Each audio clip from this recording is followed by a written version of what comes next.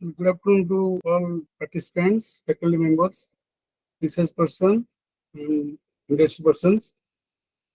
Today we have our last session, sorry, last day of AICT sponsored Atal online FD program.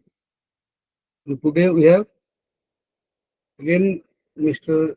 Niladri Berry Mansell will be taking this session. Heartily welcome, sir. Please, sir, if you have continue, you can continue, sir. Am I audible? Yes, sir. Yes, sir. Audible, sir.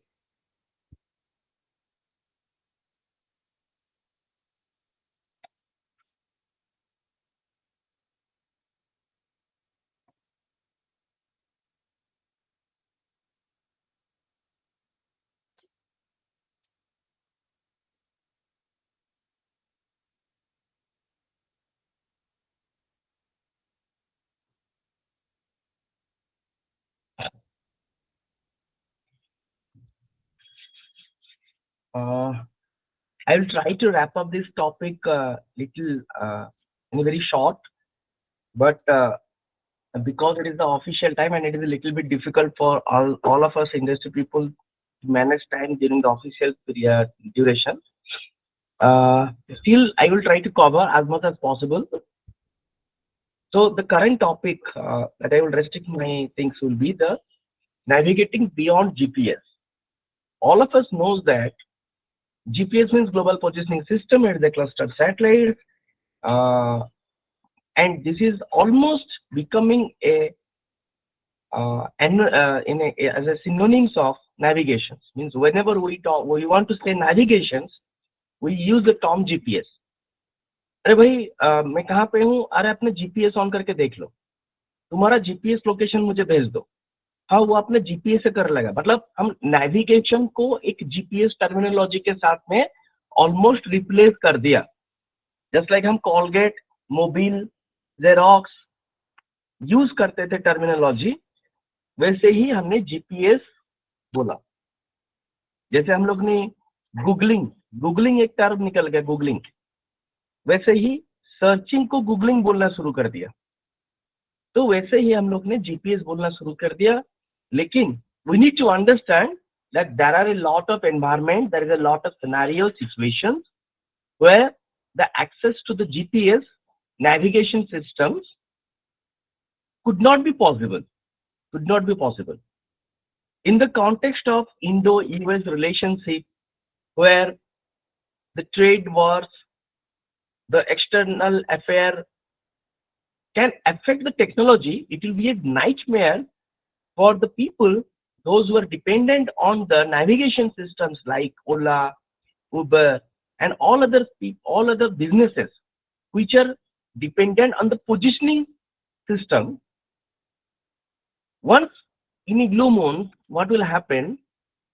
The navigation system will stop working, and we are not in a stage where the navigation system can be utilized for our business and operation. So what are the cases? We need to understand why GPS denial is possible, why the further research on GPS denial situations, how to be handled. The research in that area is very, very critical. Let's go to the site of the GPS. Top left side, an official website of United States of Government. The point is that the GPS is the United States of Government product, and it is owned by this.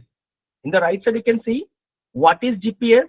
The Global Positioning System is a US-owned utility that provides users with positioning, navigation, and timing (PNT) service.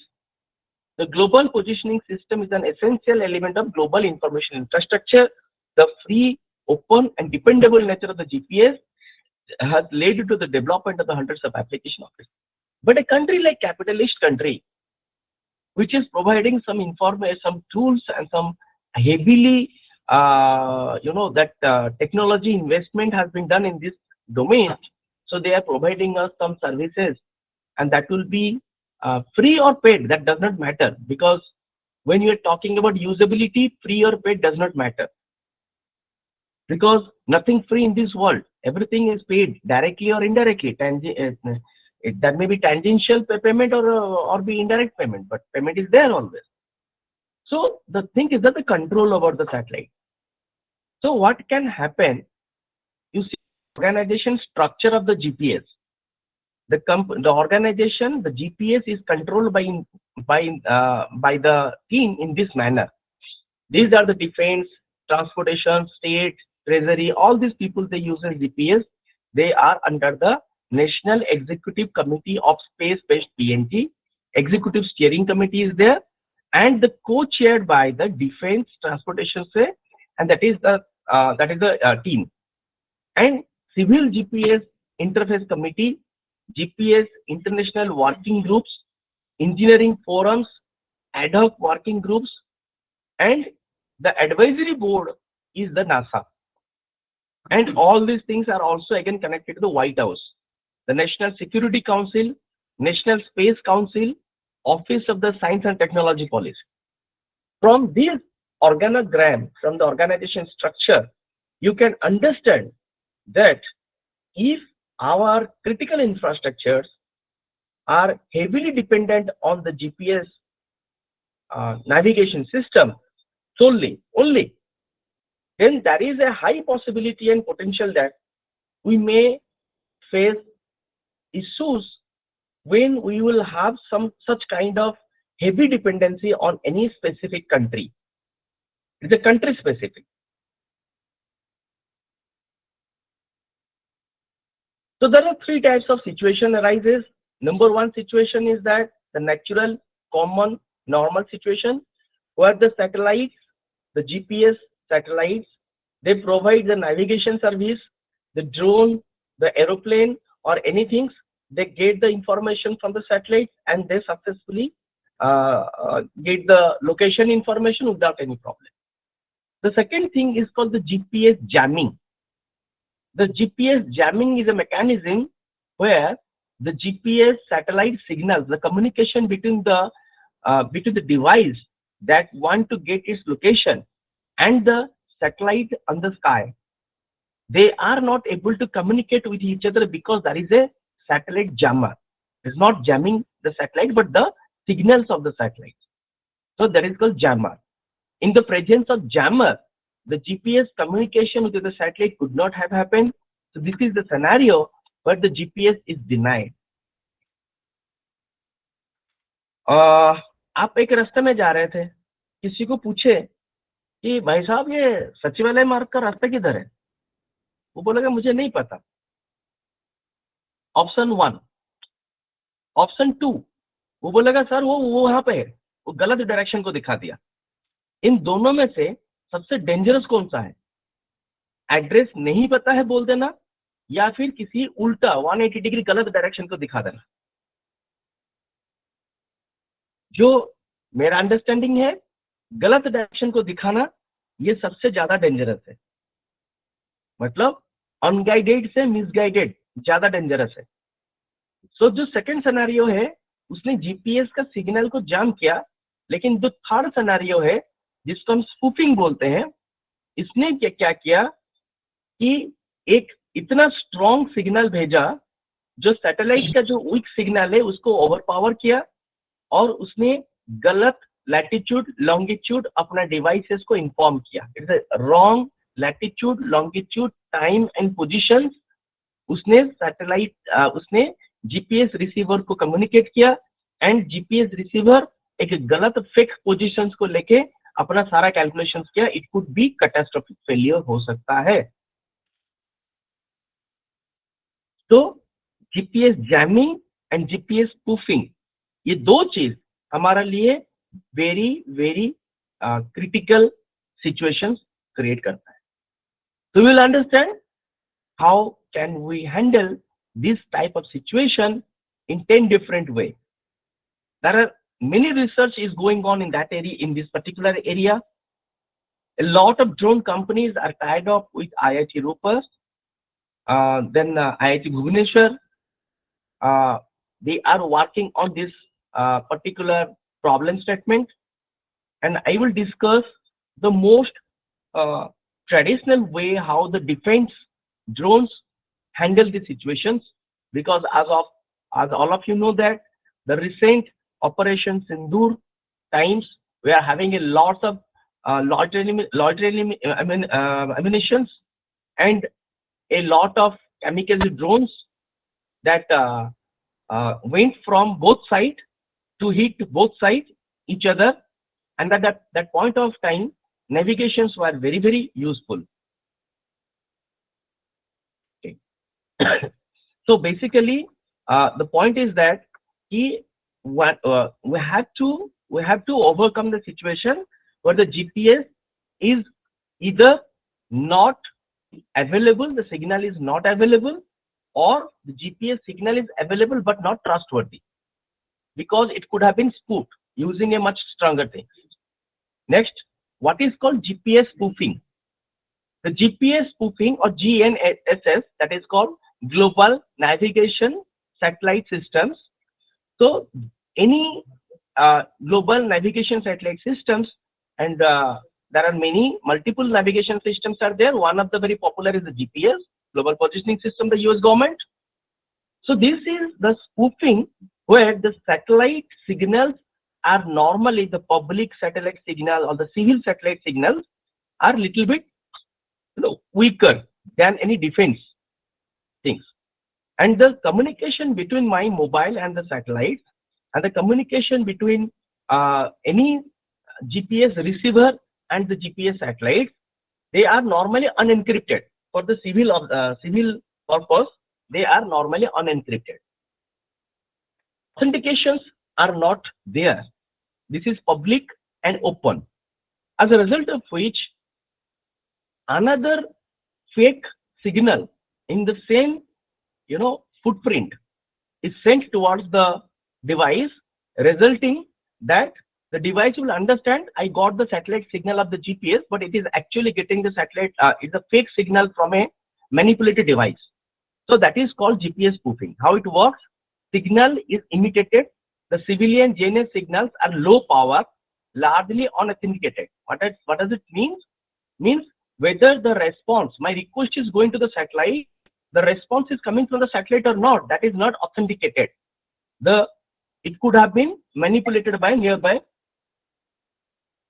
one.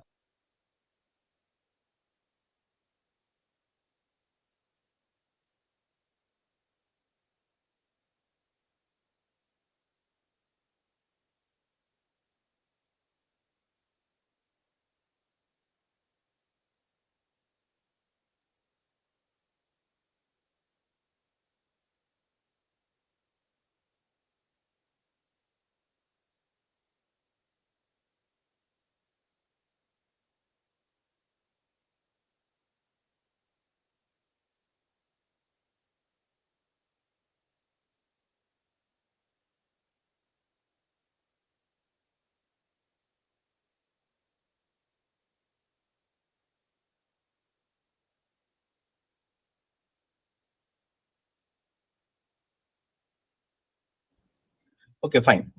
So the signal imitation, time and frequency syncing, power advantages. What is the power advantages? The satellite which are on the on the sky, they provide very lighter and smooth, very weak signals, and the ground vehicle which is actually emitting the similar signal to the GPS receiver, the signal supposed to be little bit better than the satellite signal. If they are giving very strong signal, then the GPS receiver may have doubt that this is a fake signal.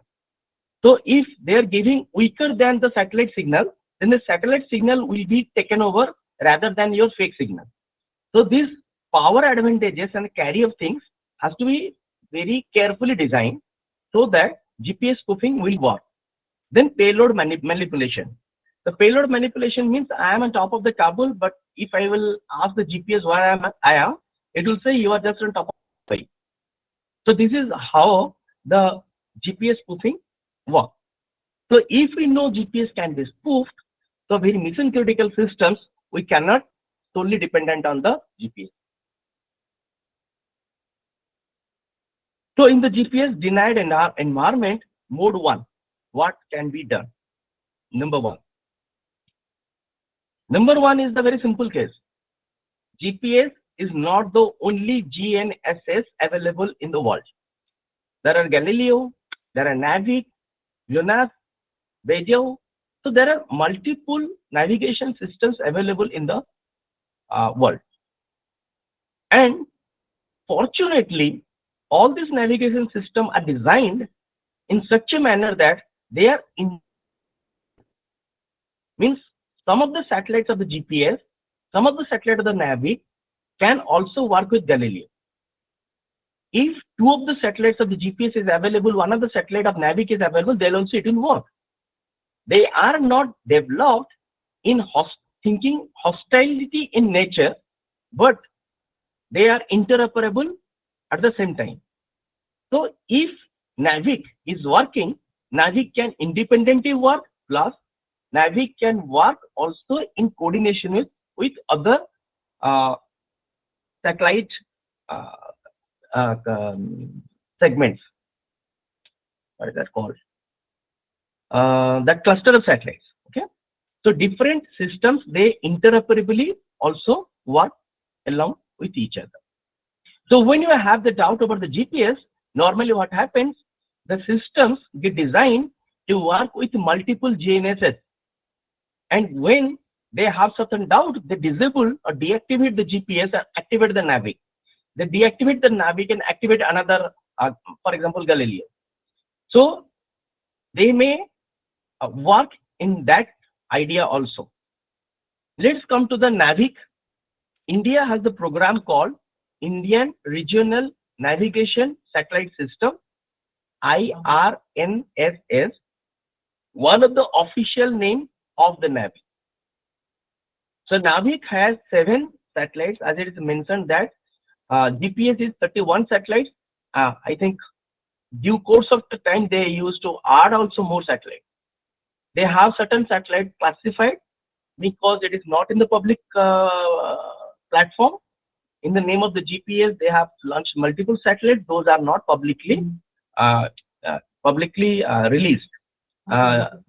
Whoever has attended my yesterday class, there I have shown you when the satellite get registration and it goes to the open space, outer space. So there is a classification category of satellite. So there it is there classified and not public. So if it is classified, then it will not be listed in somewhere else. So what is the Navic does? Navic is not concerned about any other country. Navic is country focused on the India itself, and the range and the covering is India extended up to 1,500 kilometers from its boundary.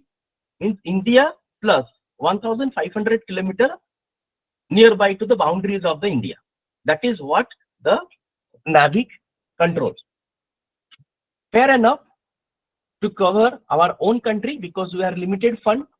We have technological disadvantages that we started late, unlike the US and Russia. So we are having limited funds, so let's put our entire resource on top of the India itself. And this is geostationary orbit spacecraft. These are on the geostationary orbit. Obviously, these satellites are very expensive because yesterday I have shown about the remote sensing, the satellite communications, and use of AI. I was talking yesterday. That is mostly LEO, lower Earth orbit. When the satellites are on the lower Earth orbit, it is having 2 advantages. Number 1 advantages is that it can take the photographs with a better clarity. Number 2 advantages is that it moves from one location to another location very fast, super fast. In a day, it can cover multiple times. Okay. So that is the benefit. And what is the loss? It cannot be top of any country. It will move. It cannot be stationary and staying on top of any country. So as I'm saying that these 7 satellites objectives are to be on top of some country, that is India, and the nearby areas of the India's boundary. So this particular satellite system, this cluster of satellites are in the geostationary orbit, geosynchronous and geostationary orbit. It is a combination. 3 are geostationary, 4 is geosynchronous. And there are 2 types of service they are providing. One, standard positioning service that is provided to all users. You and me also can use Navi. So second is the restricted service, that is called encrypted service provided to the authorized user. Means, for example, if you want to say that, dear Navic, what is my location? The Navic will answer the location of my device. But what if somebody spoofed it? Somebody manipulated it? How can I know the response from the Navic is actually from the Navic? How can I differentiate between the friend and the foe, the enemy? So that is why the second mode is the restricted service. This has been given to the Indian Army and defense system. They used to ask the information about the location, positions. Navic give the answer in encrypted form. The previously they are having, the receiver is having the key to decrypt the data, and because the data which has been encrypted decrypted by the key, so we understand that it is a authenticated message. So that encryption and authentication process is there in addition to the normal communication. So that is why it is provided to the restricted peoples. Second, Navic is having any GNSS systems. It is having two things. One, on the sky, that is the satellites. Second, the receiver, just like the GPS we are having in our device, in our mobile. Similarly, we need some receiver in the ground which will sense and get the final signal from the satellites. So this is the Navic GPS receiver, which can be fit in a robot, which can be fit in a drone, which can be fit in the any devices. So as you can see, I have taken it from the internet that the cost 1500 to 1250. This is the cost. So this is nothing much. So in the commercial trucks, the VLTS, the vehicle location tracking systems are being implemented, and all these vehicle location tracking devices fit on the commercial trucks are actually connected and capable enough to communicate over the Navic, and they are Navic enabled. In all over India, all the commercial trucks which are connected with the VLTD device, they are Navic enabled. So their communication, their positioning are used by Navic. Although they are GPS enabled too, but they are Navic enabled too. So in case of a UAV or flight controller, the flight control, in case of drone, the most critical important part is the flight controller. There are different types of flight controller. So as so many sessions have been done on the drones, I hope that you know about DJI, TikTok, Autopilot, APM. So these things already you know. So inside the flight controller, we can connect this Navic module so that the communication can be done, the navigation communication can be done not through the GPS but through the Navic. Again, GPS denied. Navic is one of the options. What are the second option? The first person view. This is again the most easier part. Connect it, transmit the what you see, you visually do the piloting. So FPV drone called first person view drones transmit real-time video feed from an onboard camera to the pilot screen, and the pilot controls the drone, and as if it is sitting on board. You just control the drone, and it is a person who is taking the decision, not the GPS. This was much more used in Ukraine. FPV drones are very popularly used in Ukraine for taking doing surveillance, then dumping small bombs on the top of the tanks, So these kind of FPV drones are very popularly used during that period of time. So the advantages are the camera captures the real-time video, they transmit the video analog signals, and the disadvantages of this mechanism is basically the distance between the drone and the pilot is very limited. Then the pilot is having limited reaction time. Means suddenly something happens, so it takes some limited reaction time.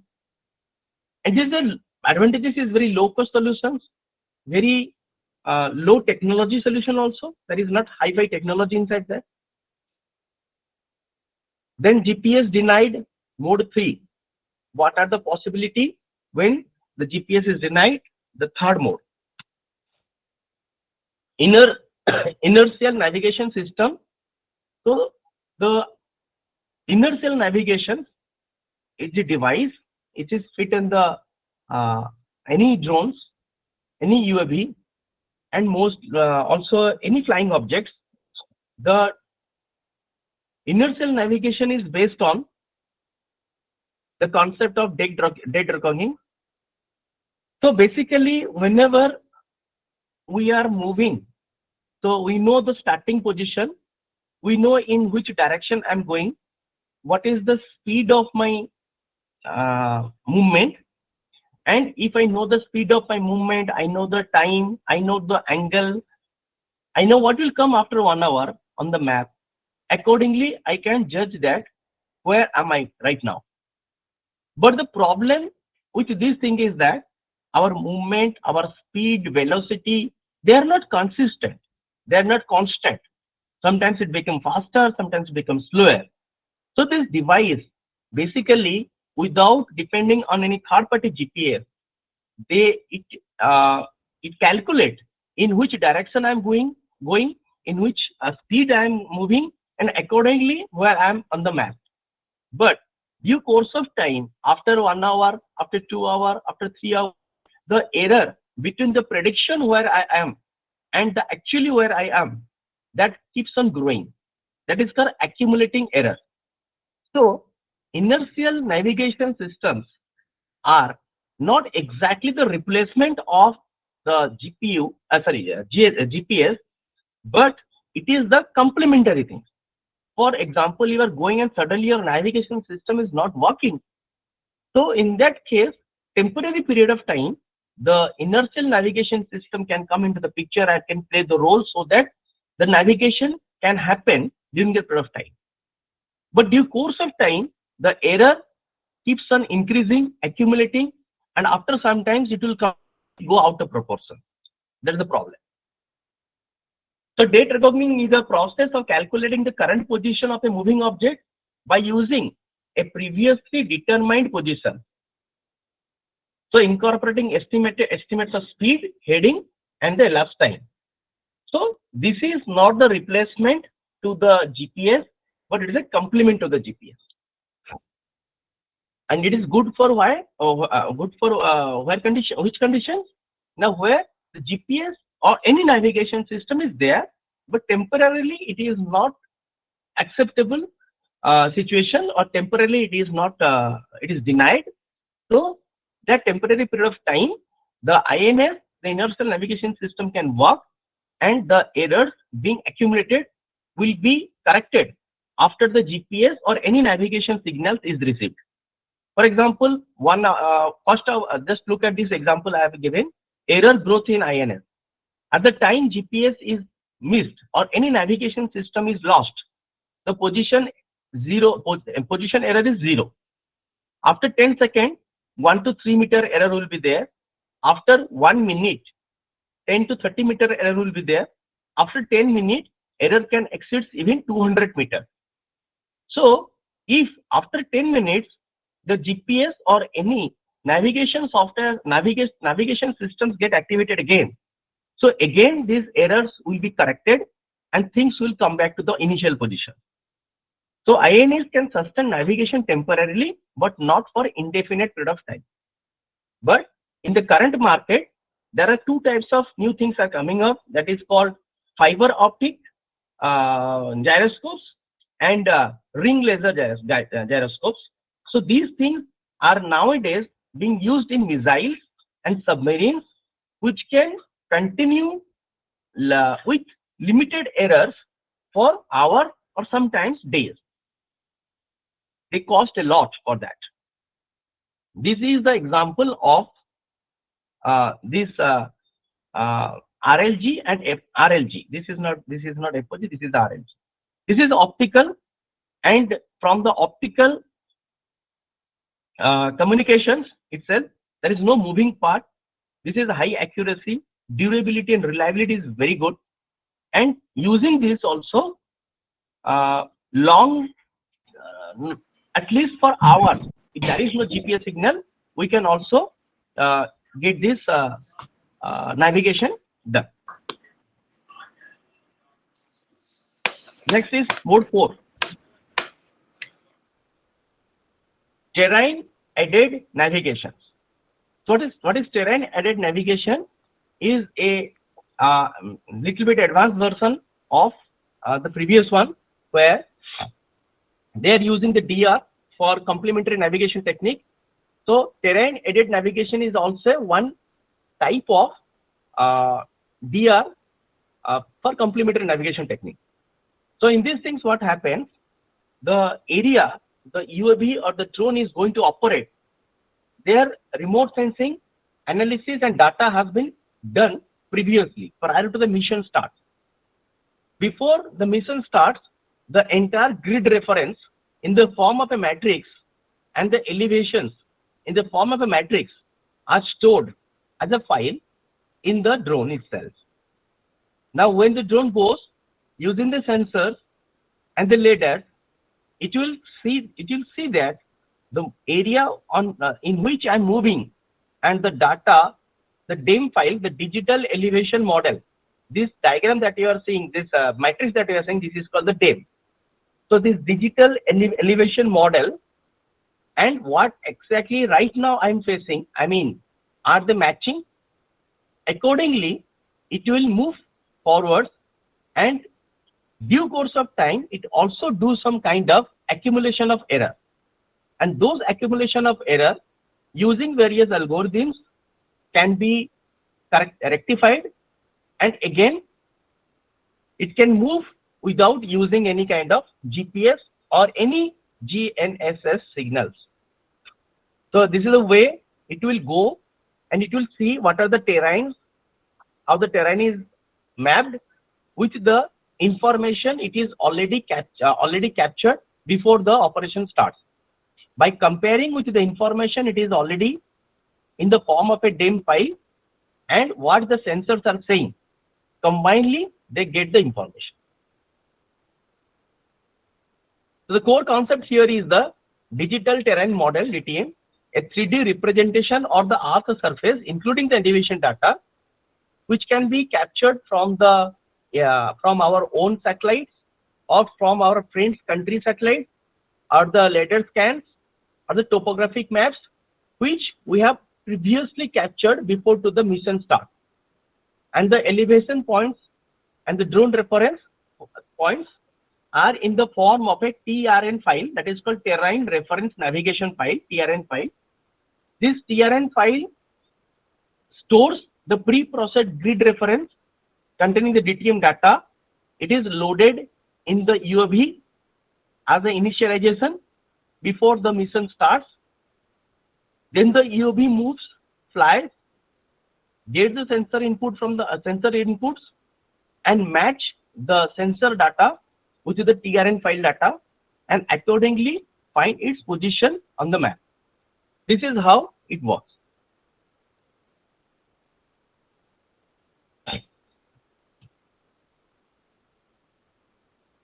So terrain guided and TRN, terrain referenced.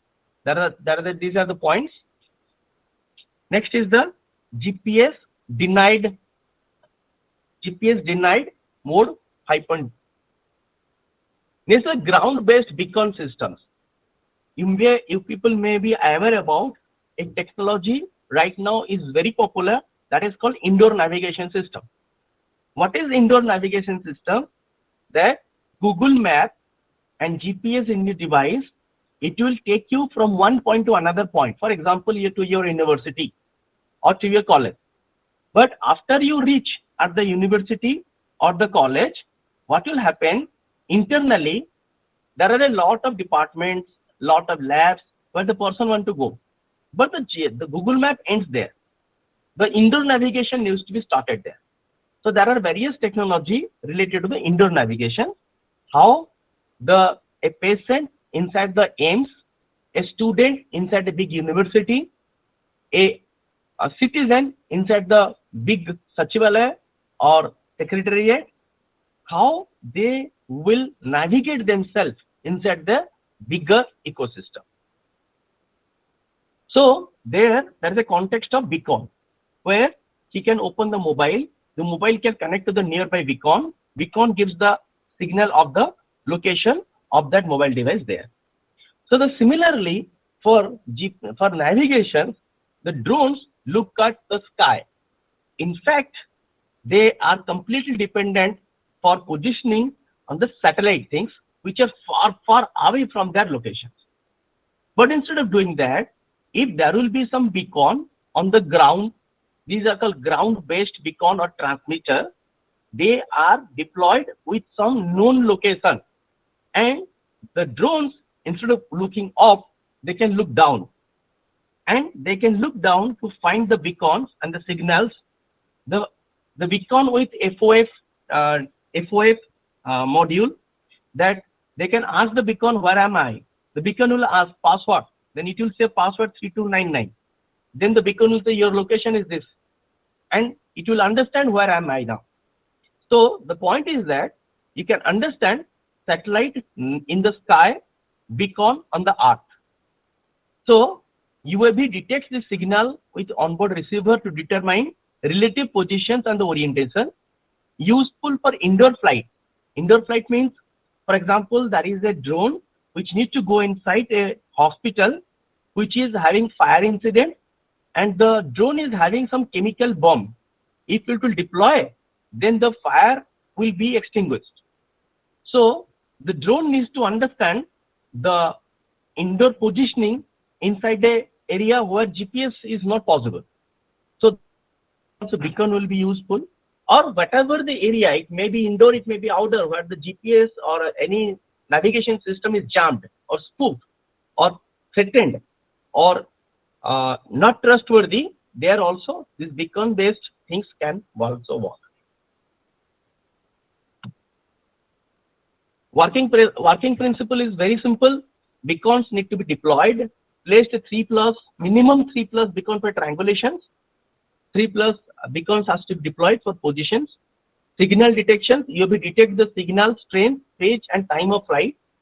Position computation, they will do the position computation in a 2D or 3D coordinated graphs. There are multiple methods for doing this. Integration of autopilot, UAV flight controller fuses beacon derived positions with the IMU for smooth navigation. As I told that, if we have a 2 or 3 different source of information, then there is always a possibility of fusion. So when I am having my IMU data, also I am also having the information about my information from the beacon, then beacon data with my IMU data, they can work miraculously when these two data can be fused together for smooth navigation. Then advantages, this work in indoor as well, this work wherever in outdoor GPS is denied, but the disadvantages will be that we need to be done the pre-deployment. Matlab, we have to think about a movie, Hollywood movie, where our raw agents are going and deploying beacons, and this beacon will get activated when the hero will go using a flight, and he will understand what is the locations. So that kind of pre-mission operations need to be done to deploy the beacons at the known locations, and there should be one system where the friend or foe kind of detection is possible. So the beacons can only be used, and once it has used, those are used, and they don't want to expose their locations, there should be provision for making microblast. So the beacons which are being used by our devices, our drones, our UAV should not be get caught by the enemy. So those kind of technologies are also being explored. They are being developed, tested. The POCs are being done. And the problem is that we need more and more beacon, because when the UAV is going, it's going very fast, and we have to deploy beacons whose range are very limited, and the line of sight issues are there because the Earth is like this spherical. So you cannot have the satellite, 3 satellites sufficient enough because it covers a lot of area.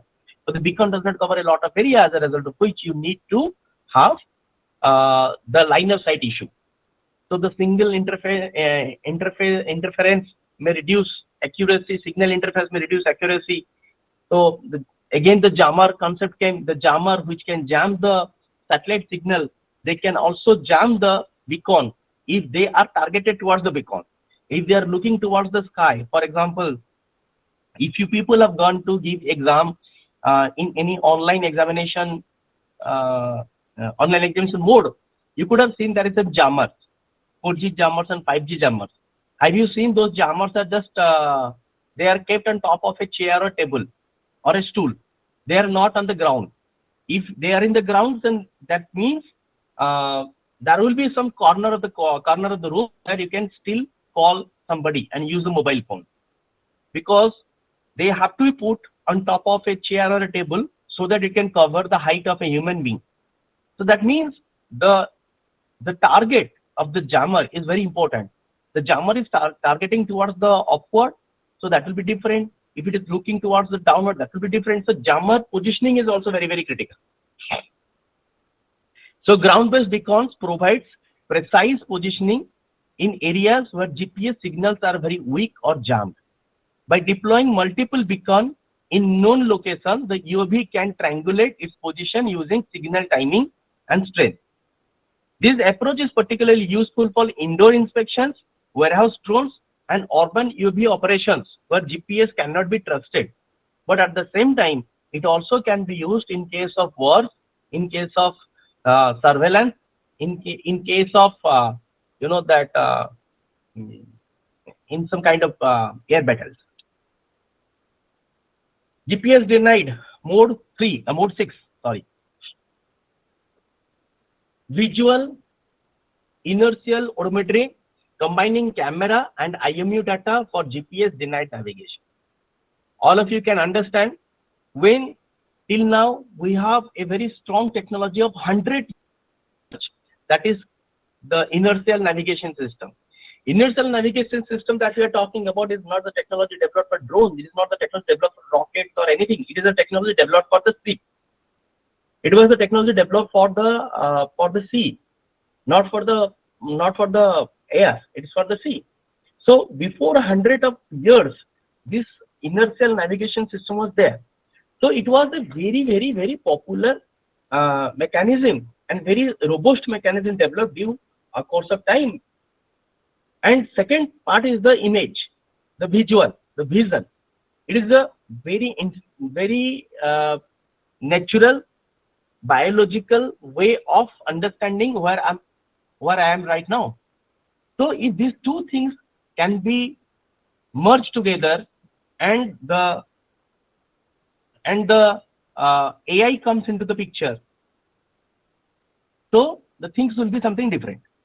So the fusion of computer vision and inertial navigation system together through the use of AI, using the deep neural network, also give an opportunity of many R&D and many development of technology, where the identification of the position or the navigation can be much more smooth, useful in the absence of any satellite-based navigation system.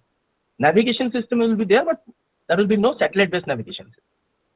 So there are many papers also available in the IEEE and the Springer, where you can find this topic, and many researchers tried different mechanism, different way approach to address this issue using visual as well as inertial navigation system in the GPS denied environment.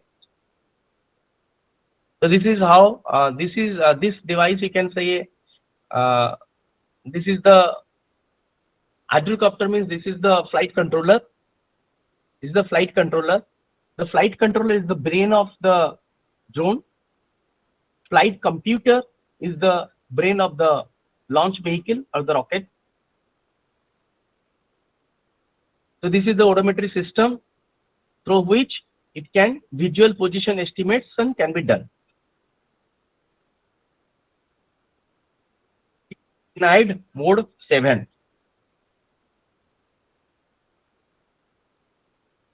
This is called tethered drone. When we were studying and we are trying to develop, this is the terminology we use called tethered. But what happened during the Ukraine and Russia war, they have started saying called fiber drones, fiber optic drones. So there is a small cable connected to the controller, to the pilot. Pilot gives the signal through this cable, because you know the drone communicate over the Wi-Fi, the drone communicate over the radio frequency, the telemetry information is being given from the RX TX and TX RX from current receiver can be easily jammed, can be easily manipulated, can be easily hacked. As a result of which they started developing some kind of mechanism where the power and the data can go through this cable to the drone, and the drone, which is normally 40 minutes, 50 minutes, 1 hour, 20 minutes kind of battery life, they can sustain for hours based on this power transmission through this very tiny fiber cable, where the power as well as data both can be communicated. But again, there is nothing very good and very bad in this world. Everything which comes with an advantages also comes with the disadvantages. The disadvantages here is that it is having very limited range. Between the pilot and the drones, there is a very limited range. They cannot go very long distance. This is the limitation. The meeting so now this is the mode 8. In the mode 8, that is called escort drone.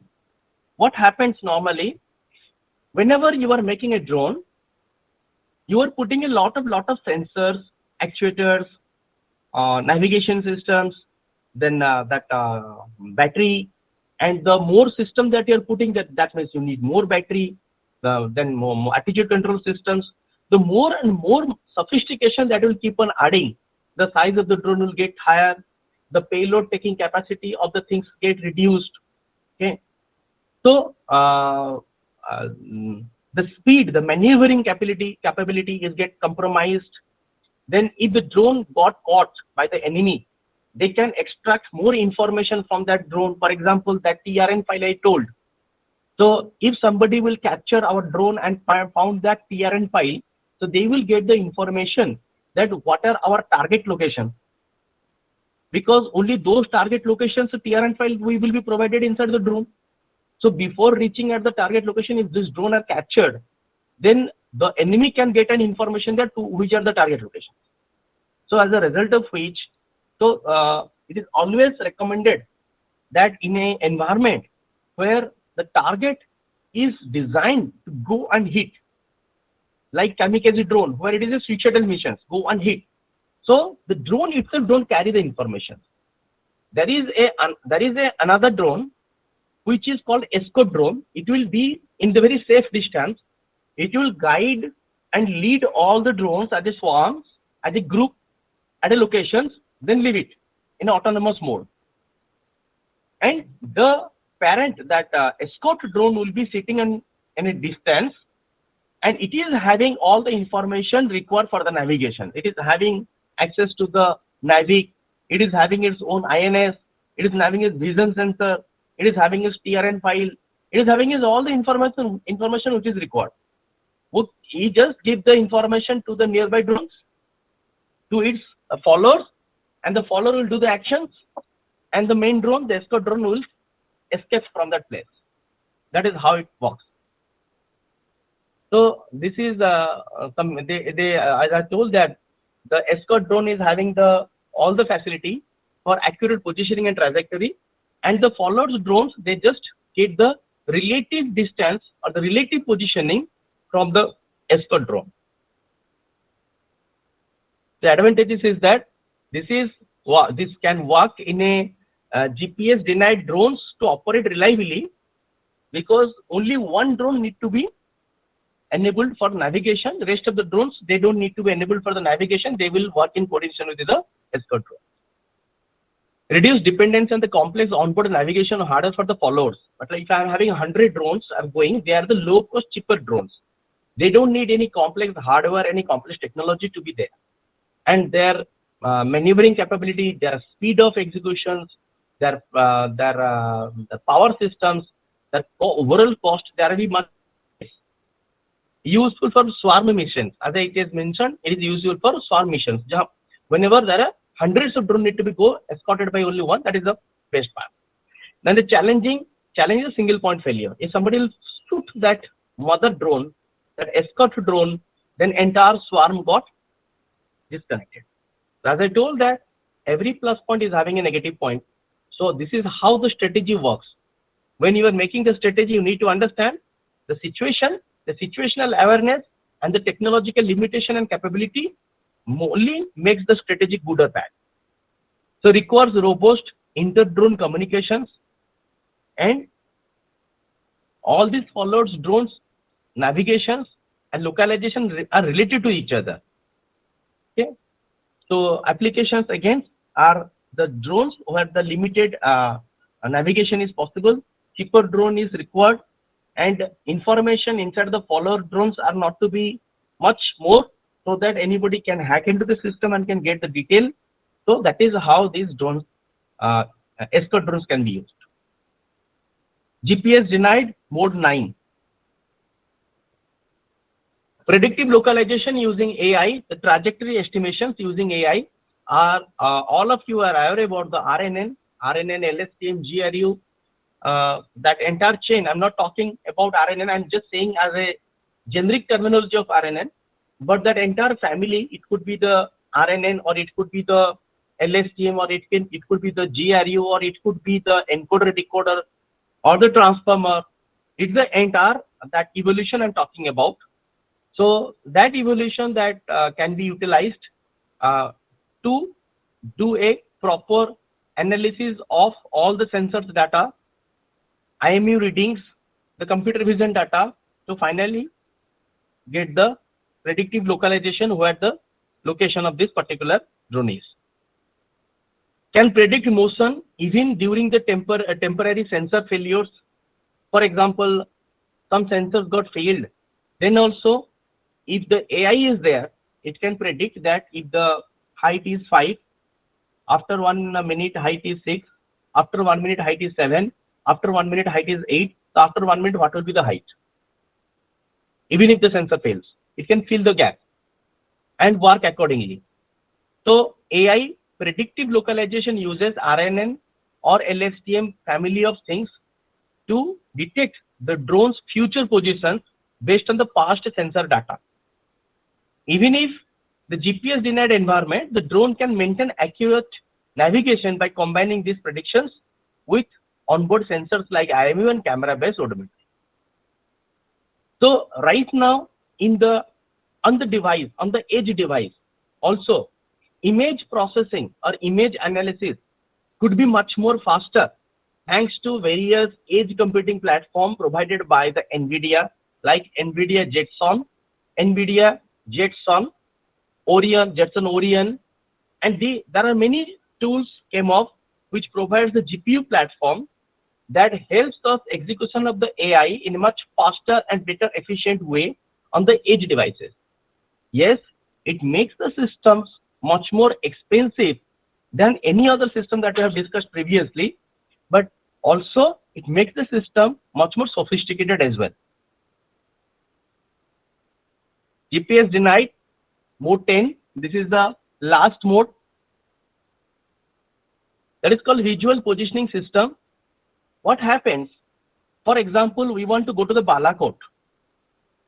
So the terrain information of the Balakot, the graphical representations, not we are saying about the sensor data, I'm saying about the visual data of the terrain, how it looks like. Does that remote sensing data from the Google Map or the Navic system, Bhuvan systems can be captured and it can be stored in the UAV. The geotagged remote sensing images or the satellite imagery from different satellite image provider company can be captured. It can be stored on the UAV on board. The drone video taken during the fly, the real-time images captured by the onboard camera can be compared with the captured remote sensing images. So image comparison. Image 1 is comparing with the image 2 almost 80-90%. So accordingly, it will understand that I am on my path or I am deviating from my path. So that kind of GPS algorithms are available, just like SIFT, ORB, SURF. These are the detection of key points in both of the drone video and the reference images, and they can find the match and they can get the drone position estimation, so that without, in the absence of the GPS signal also, the drone can navigate itself. Okay. So the advantages is that again it is GPS independent, work in any kind of mission critical systems, can correct INS drift for longer flights. For INS drift means, as I told, that inertial navigation system can work in the absence of a navigation system, regular navigation system, but due course of time it accumulates error. The error gets increases. At the moment it get a second things to reference and do rectify itself, then the error will reduce. Again it will accumulate error for next few hours.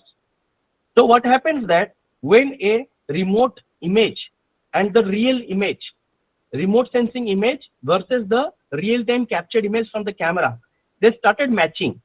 Accordingly, the INS errors got rectified and the new reference has been created. And this will again ready to continue for a few hours with less error. So this INS drift, this is called INS drift. After 1 hour, 1 meter, 1 meter error. After 2 hours, this is 10-meter error. After 3 hours, it is 200-meter error. So once this remote sensing image and the real image gets matched, so again error will reduce to 0, 1, 2 like this. So that is how it works. And what is the limitation and challenge? It needs the expensive GPU to be on board to do the image comparison. Next, during the image comparison, it takes a lot of power because it needs a lot of computation. Power means battery life. Battery life means the flying time will get reduced. So these are the challenges. Third thing is that the storage of the remote sensing photographs on the things. Fourth thing is that when the terrains or the remote sensing photographs are not very dynamic. For example, it is a snow field. The moment you have taken the photo, it was a snow. The moment it is doing the operation, the mission, there is no snow. So at that point of time, matching will be very difficult. Okay. So that kind of things. And in the desert also, because desert is having certain pattern, and desert during the wind it gets changed. The format, the structure of the desert gets changed due course of time. So it will also mislead the computation being done to understand the locations. Thank you, and I will wind up here. Thanks for the patient listening.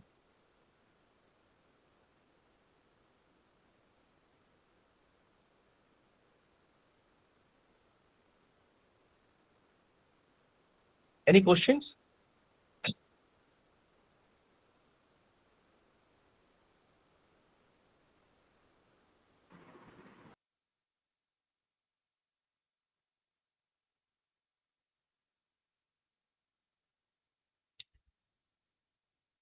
Thank you, sir. Thank you for your valuable contribution to this AICTE approved total online FDP program. All the participants, if you have any queries, please, sir is here.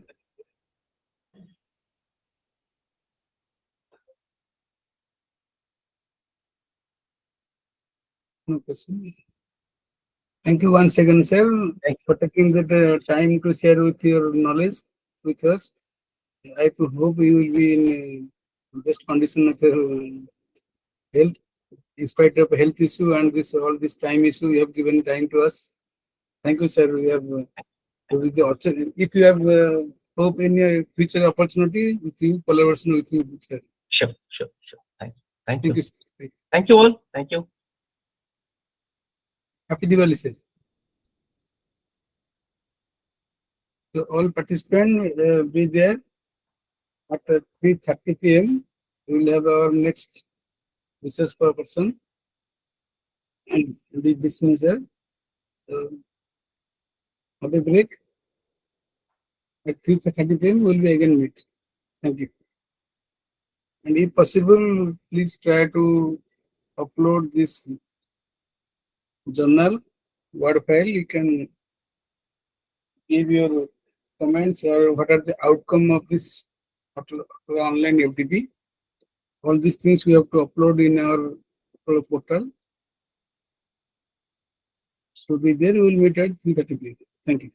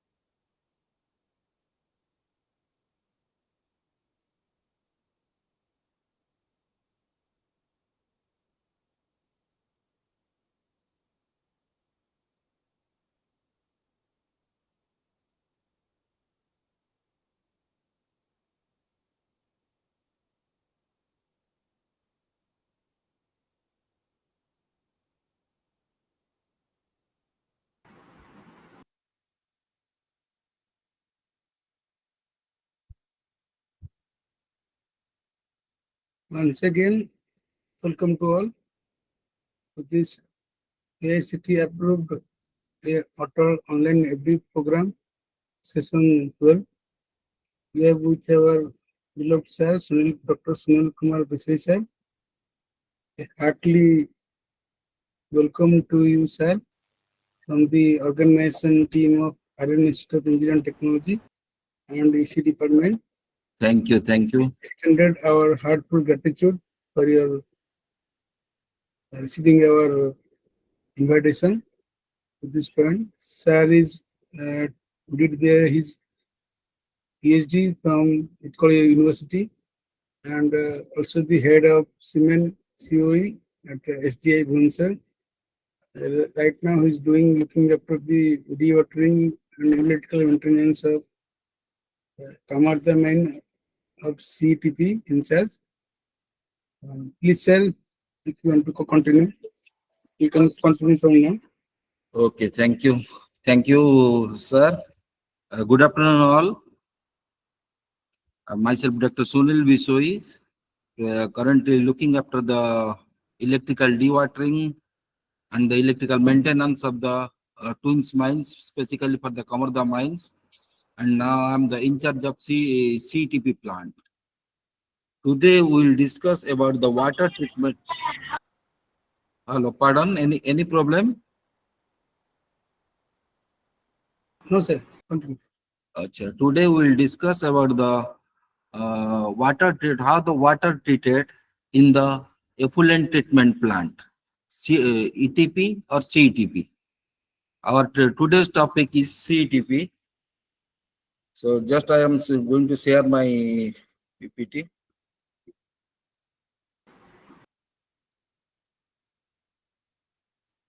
Hello. Yes, sir. Acha. So today's topic on the water treatment at CTP. So first we should know what is CTP and what is the necessity of the water treatment at CTP. CTP stands for the Central Effluent Treatment Plant. That means CTP is the Central Effluent Treatment Plant. We have got here we have got two mines, that is Kamartha mines and the Soraville mines.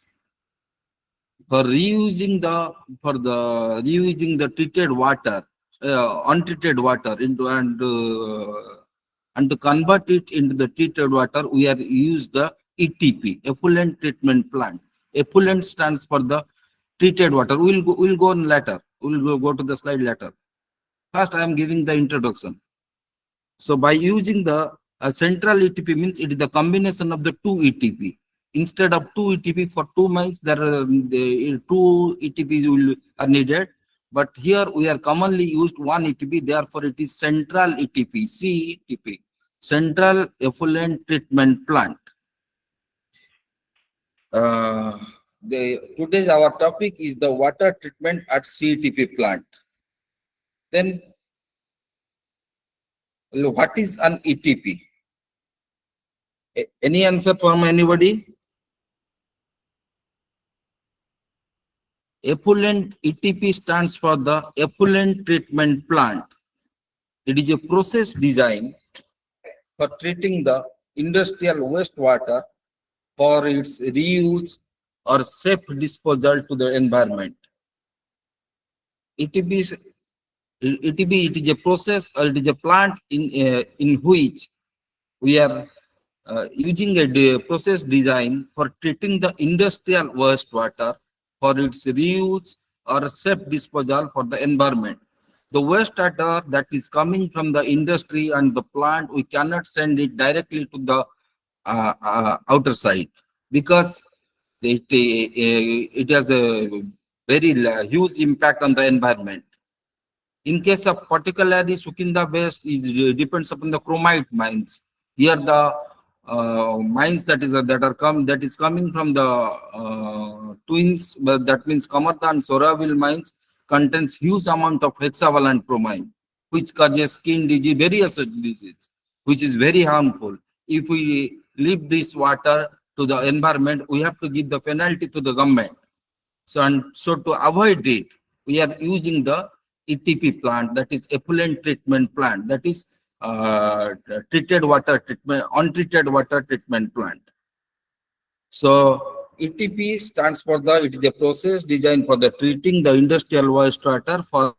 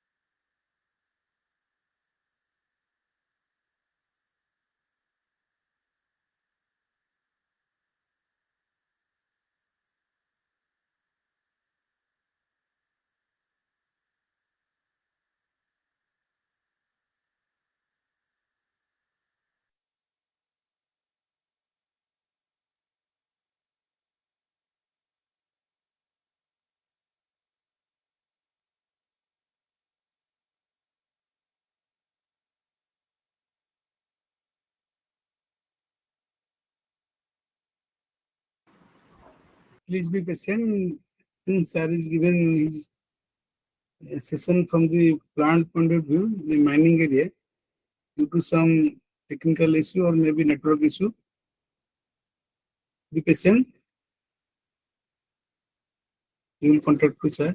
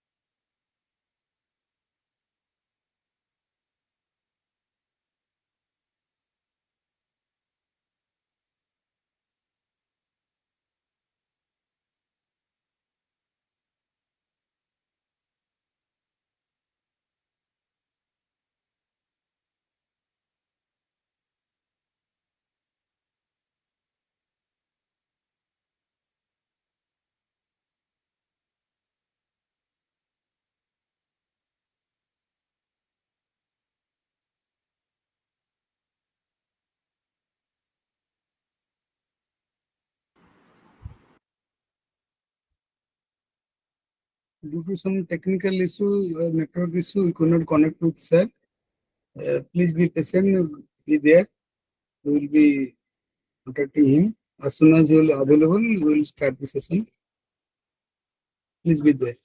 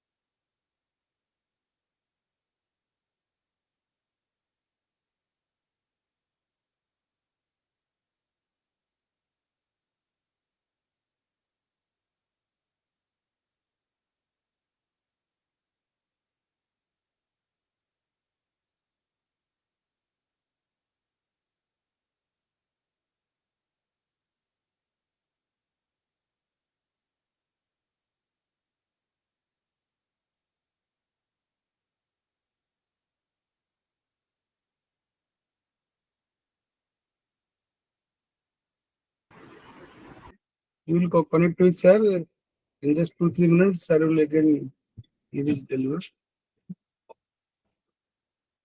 All of you be there. Sir will come in.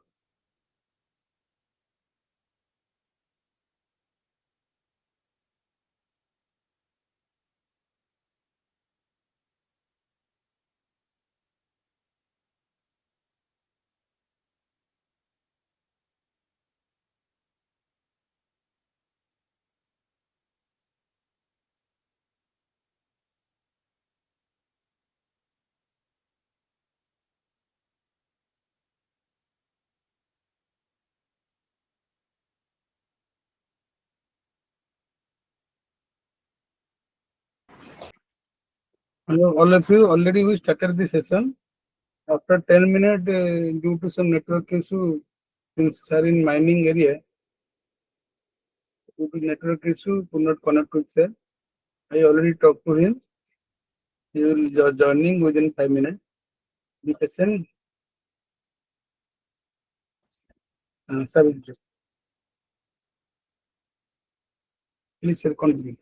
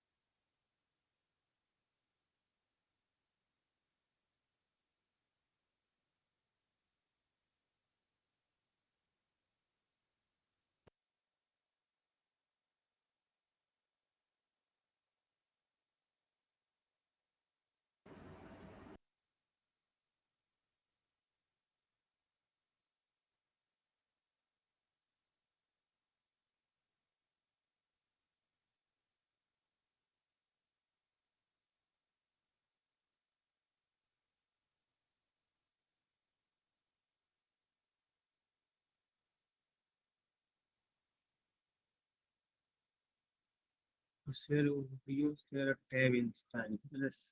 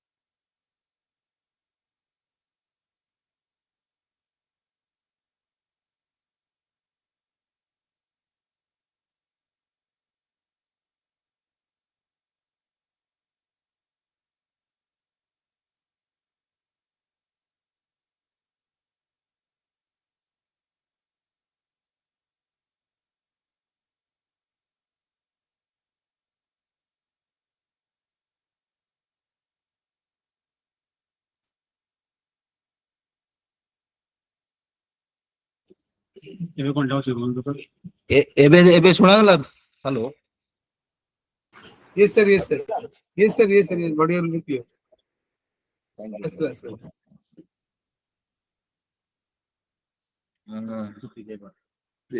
Priya sir, Yes, sir. Yes, sir. Now what is audible?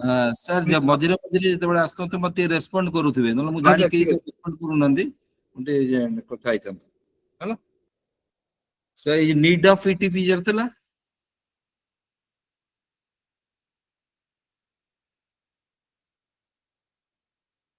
So need of ETP, again I am repeating this one. Need of ETP to clean the industry. आवाज आ रही? Yes, sir. Yes, sir. Continue, sir. To clean, what is the need of ETP? To clean industry influent and recycle it for further use. Can anyone say what is the meaning of influent water? I have told you, I have discussed you previously. I have already I have discussed with you. Pardon? It is the untreated water. Effluent water is the treated water. The need of ETP is to convert the untreated water into the treated water. And the treated water, we convert the treated water, untreated water into treated water by two types. One is in using two process. One is physical process, another is chemical process. Physical process, it contains stainer, just like as we have got the mechanical bar skin and the grid chamber, where the bags, leaves, unnecessary cloths have been screened by the mechanical bar scanner. Then the water goes through the launder to the settling pond. We have got three ponds. One is settling pond, another is collection pond, another is treated pond. The inlet water that comes from the mine goes through the mechanical bar skin through launder to grid chamber. In the function of the grid chamber, it screens the materials, particles which have got the dimension above 20 mm. So the water with the particles less than having dimension less than 20 mm goes to the settling tank, where it is settled. We have got in the settling tank, we have got a cutoff above 53%. This, when it is settled up to 53%, then above that water, above that cutoff region, the water flows to the collection tank. From collection tank, we take it to the flux mixing tank and flux mixing tank 1 and flux mixing tank 2 by using the ETP, effluent treatment pump, we can say raw water pump. There we are adding some chemicals. Here it is mentioned that treatment mechanism is physical and the chemical. Physical comes under mechanical bar screen and the grid chamber. Under chemicals, it comes through the dosing of the chemicals into the untreated water. What are the chemicals we are used? We use chemicals in our CTP. One is ferrous sulfate, another was lime, third one is the polyelectrolyte. Here also we can also use the S2SFR, but here we are not using S2SFR because by using these three chemicals, we are able to maintain the parameter we are able to maintain the parameter of the water, so that we can send that water to the society or outside the plant, which will not affect the environment. If it will affect the environment, then we have to face the penalty and the punishment on it by the government. So these are the treatment mechanism. One is physical mechanism under the chemical. Physical mechanism, it comes stainer and the grid chamber, and the chemical mechanism, chemical process, it comes dosing. So what we are maintaining here, we are maintaining hexavalent hexavalent chromium to trivalent chromium, and we maintaining the pH value of the water. After maintaining this, and also TSS, total suspended solid, it is the value we have to maintain, then we can send it to the water without any obstruction. It is the rule sent by it is the rule fixed by our DGMS, Director General of Mines and Services and the Environment, on all the mines, that before sending the wastewater to the environment, we have to maintain these parameters. So for that, we are going for the physical and the chemical process. Then comes to this is the process flow diagram of the central effluent treatment plant. Please, sir, Asush, the video.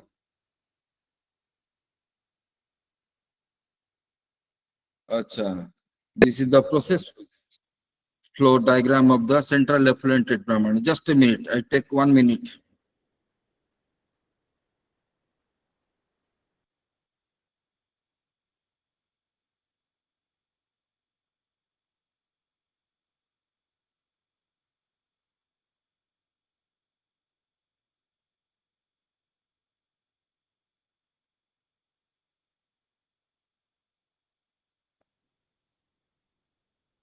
Okay, welcome back. This is the process flow diagram of the central effluent treatment plant, or you can say short form is CETP. It has got this is the process flow diagram. The capacity of the CETP is 1200 MQ per hour. And here the question arises, why we will go for the 1200 MQ per hour for the inlet? Depending upon the rainfall records of last 5 years and the water coming from the mines, we have settled that we have find that this will be the inlet water parameters which comes from the mine. This capacity of water we can handle. So this is the 1200 MQ per hour inlet water. It comes through the screen chamber where it is screened first. That means the wastage bags, leaves, cloths has been screened by the mechanical bar screen. Then it comes to the grid chamber where the particles having the dimension greater than 20 mm has been screened, and the particles less than 20 mm pass through the grid chamber, comes to the settling pond. We have got 3 ponds for the treatment purposes. One is settling pond, then another is collection pond, another is treated pond. So for the settling pond, first it is the wastewater has been settled. So when it is water has been settled, the solid materials settled on the bottom, and the water flows above the particles. When this percentage goes to above 53%, we have got a cutoff of 53%. Above 53% water pass through the cutoff to the collection tank. We collect this raw water to the flash mixing tank 1 by the ETP. We have got 3 ETP, that is effluent treatment pump, or you can say raw water treatment pump. The capacity of each raw water treatment pump is 600 MQ per hour. So by using raw water treatment pump, we are pumping the water from the collection to the flash mixing tank, where first we add the FeSO4, the ferrosulfate, and the main aim of the adding FeSO4 and H2, here it is another thing is mentioned, FeSO4 and H2SO4. But here in the at the CTP at Sarwaville at Kamarda, we are using only one chemical, that is ferrosulfate FeSO4, because the main function of the FeSO4 is to convert hexavalent chromium to trivalent chromium. That can be possible by using this only. It is possible. So there is need of using the H2SO4. From flash mixing tank, then the water flows to the FMT2. FMT means stands for flash mixing tank 2. So from flash mixer tank 1 to tank 2, it comes through the reaction channel. Reaction channel, it is nothing but a lander, and where the adding of FeSO4 with the water will is going on. Then it comes to the flash mixing tank 2, where we add lime and the polyelectrolyte. After doing this dosing, then it through the distribution chamber, it goes to the HRCC-A and HRCC-B. HRCC-A matlab high rate, HRCC stands for the high rate solid contact clarifier. It is a clarifier. There are two types of clarificator. One is HRCC-A and the HRCC. Second one is HRCC-B. Both have the capacity 600 MQ per hour. From the beginning, I have said that the inlet capacity is 1200 MQ. So the 1200 MQ of water comes to the flash mixing 1 and 2, comes to the distribution channel. Then it is divided to HRCC-A and HRCC-B. From HRCC-A and HRCC-B, we collect the sludge from the bottom of the HRCC. We will discuss how the function of HRCC is done. From the bottom of the HRCC, we collect the sludge, then the overflow water goes to the RGSF. It stands for the rapid gravity stand filter, where the filtration process is done. Then it comes to the treated pond, where we got the treated water having the parameters which satisfy the this is the parameters. pH value must be 7 to 7.5. Total chromium less than 0.2 mg. Total suspended solid less than 10 mg. Turbidity less than 5 mg per liter. Total iron content less than 0.1 mg. If that treated water satisfies this parameter, but it is not equal to, if it will go above this parameter, then it will be our company will be penalized by the environment. So the parameter should not cross this limit. Here we are maintaining pH value 7 up to 7.2 in the outlet water. Outlet water means treated water, and total chromium here it is mentioned 0.2 mg. Here we are maintaining 0.014 or 0.013. TSS, total suspended solid, less than 10 mg. We are maintaining 2.33, 2.34 like this. Turbidity less than 5, it is also maintaining here. Total iron is less than 0, it is also maintaining. We are above, after maintaining all these parameters, we are able to send this water to the outside of the plant. This is all about our process flow or diagram of the central equality. Up to this, all are clear? Any doubt, any question?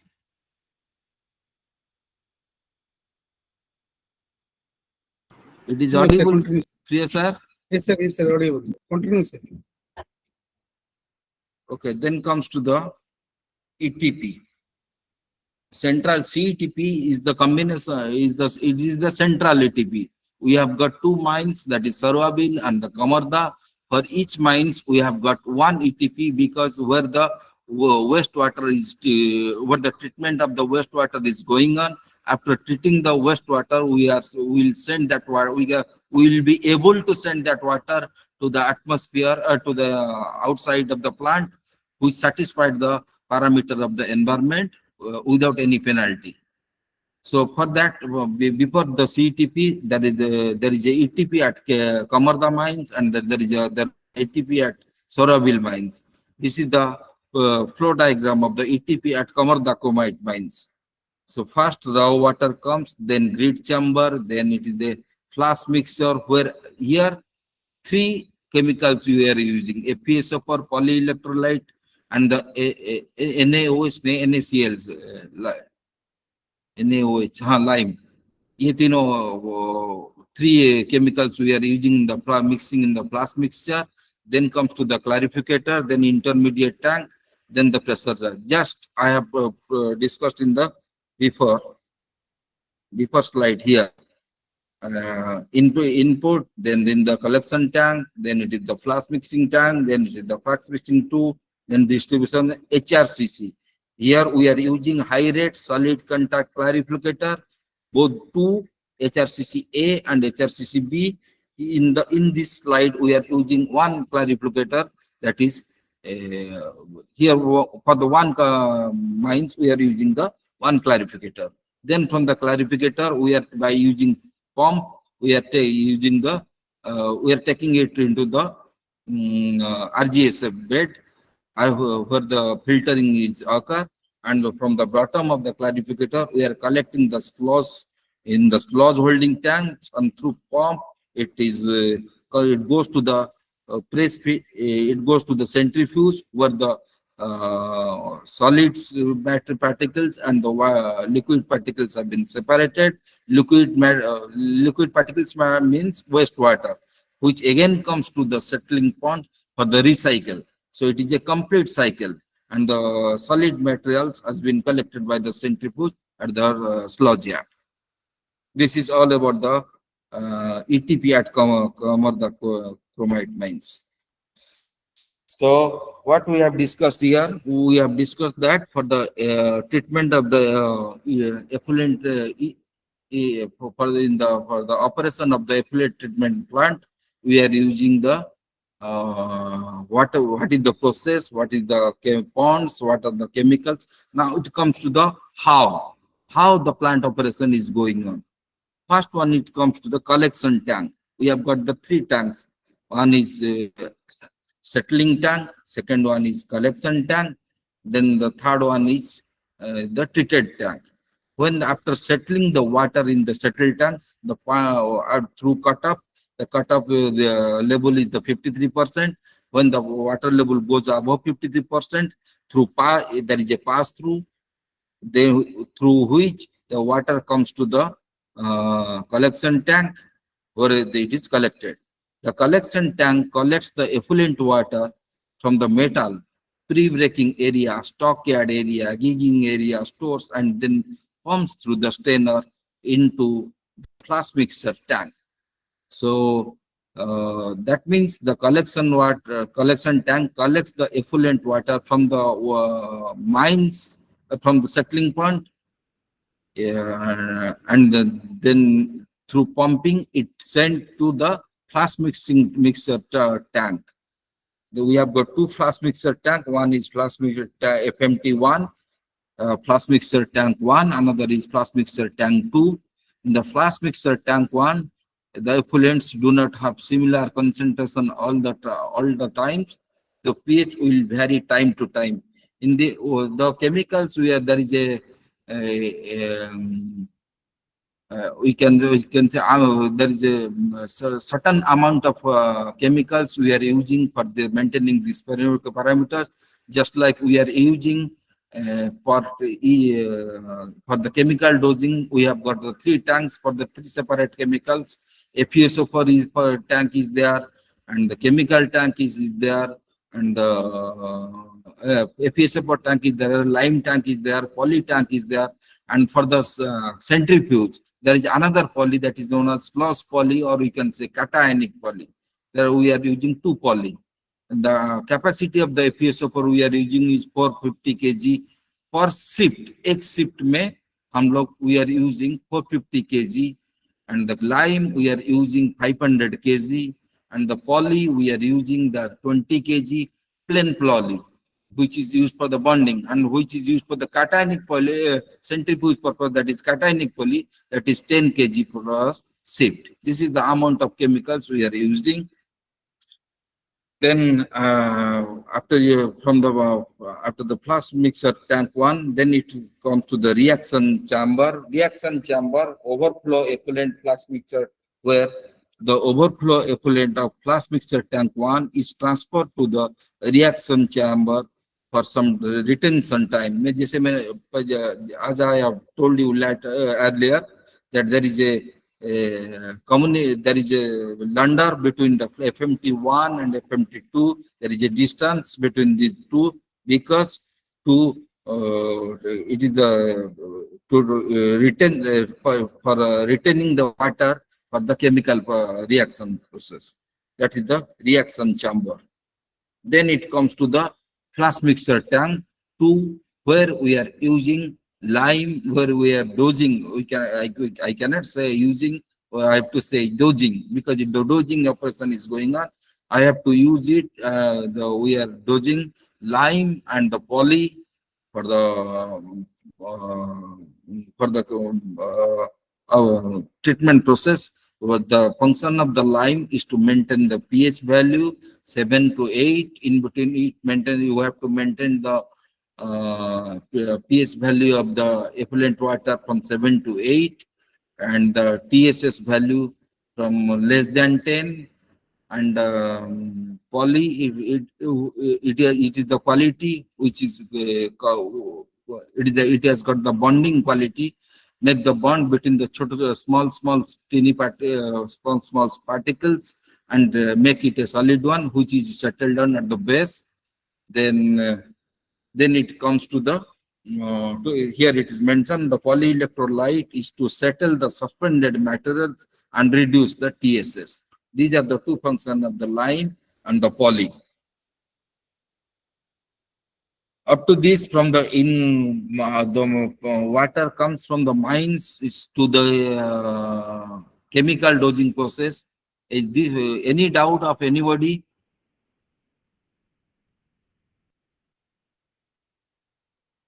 Okay. Then comes to the clarificator. In the clarificator, the water is circulated continuously by the stir. There is it is a oval, you can say it is a funnel shape tank, where which is always steered by a steerer. Overflowed water is taken, the capacity of the each HRCC is 600 m³ per hour, and the overflow of the each overflow water of the HRCC is taken out to flash mixer tank 2. The solid particles are settled down, and the collected particles, and this reduces the TSS. Then when the fluctuation provides so mixing that leads to the formation of the macro. So overall, we can say the water that is coming from the FMT1 and FMT2 is collected in the HRCC A and HRCC B, and which is an funnel shape. So at the bottom of the each high rate solid contact clarificator, we collect the sludge, collect the sludge, and through sludge holding tank, in the sludge holding tanks we collect the sludge, and there is a pump we are using that is known as sludge transfer pumps.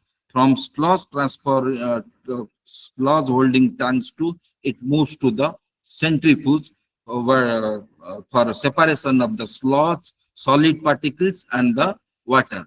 Through centrifuge, the solid particles is separated from the wastewater, and the wastewater again comes back to the settling point for the recycle process. This is the process. Then from high HRCC, the overflow water of the HRCC goes to the RGSF bed. That is called a rapid gravity sand filter, or you can say pressure sand filter. The overflow water of clarificator is collected in the intermediate tank and then pumps into the pressure sand filter. It is a filter. It is a filter bed which consists of a multiple layer of sand with a variety size and specific gravity. A rapid gravity sand filter, or RGSF, or you can say the pressure sand filter, it consists of multiple layer of sand with a variety size and specific gravity. These filters are designed to remove the turbidity and the suspect particles present in the feed water. Then comes to this is the pressure sand filter. Then comes to the treated water tank. When the filtration is done by the rapid gravity sand filter, the output of the RGSF, it comes to the treated tank. Water, the intermediate is filtered through the pressure sand filter, and treated water is collected in the treated water tank. Then comes to the sludge holding tanks. As I have already discussed about the sludge holding tank, it comes after the HRCC, where the water has been, which is a funnel shaped tank, where the water is stored there and the solid particles is settled at the bottom. From the bottom of this tank, we are extracting the solid particles by using the by using the pumps, and it is stored in the sludge holding tanks. And from the sludge holding tanks, by using STP, we are using 2 STP, that is sludge transfer pump, to transfer this sludge from sludge holding tank to centrifuge, where the centrifuge operation is going on, which separates the solid particles and the wastewater. The solid particles, that is sludge, the sludge is stored in the sludge yard, where the wastewater again comes to the settling point for the recycle bed. Sludge press bed. Sludge from the sludge holding tank pumped into the press bed and press the sludge make cakes. These are the parameters we have to use. We have to mention permissible standard of, after treatment water. After the effluent transfer pump operation is going on, we have to maintain minimum. This is the permissible limit fixed by the Environment Department and the DGMS DGMS of the Government of India. So we have to maintain these parameters. pH value must be 7 point less than, be in between 7 to 7.5. Total chromium 0.2 mg, less than 0.2 mg per liter. TSS, total suspended solid. Can anyone say what is TSS? It is the total suspended solid. That is these are the tiny particles that are floating in the wastewater. So we have to maintain that particles less than 10 mg per liter. Then turbidity, we have to mention it less than 5 mg per liter, and total iron content less than 0.1 mg per liter. And in the CTP here, we are maintaining the pH value up to 7 to 7.2, chromium value 0.13 or 0.013 or 0.014 mg per liter. TS value 2.31 or 2.32 per liter. Turbidity less than 5 mg is also maintaining, we are here, and iron value also we are maintaining. After maintaining this value, we are able to send this water to the outside. Without if we will not going to maintain this water, this parameter of the wastewater of the treated water, we are not able to send this water outside the plant. Because if we will send, then there is a heavy penalty from the government to us. Up to this, any queries? Any queries?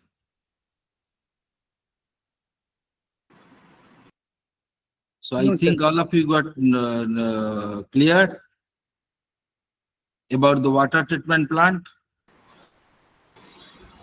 Yes, sir. Yes, sir. Okay, okay. This is my contact number, and if any doubt, anything, then you can contact me.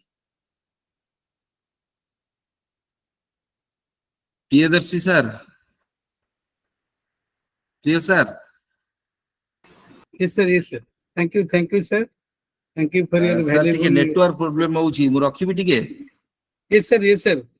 Please, sir. Okay, Thank okay. you, sir. Thank you, In thank you, future, thank if you you, want to collaboration with you, thank you, sir. thank you, thank you, thank you.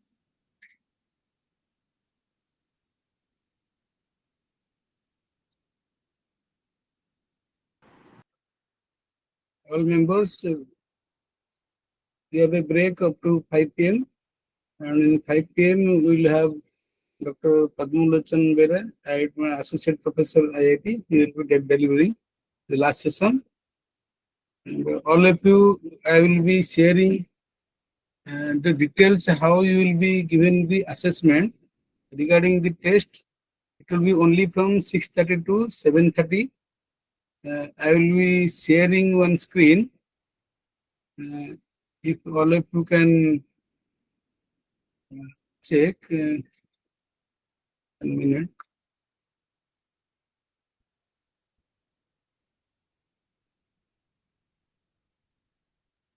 All of you can see this is your assessment portal.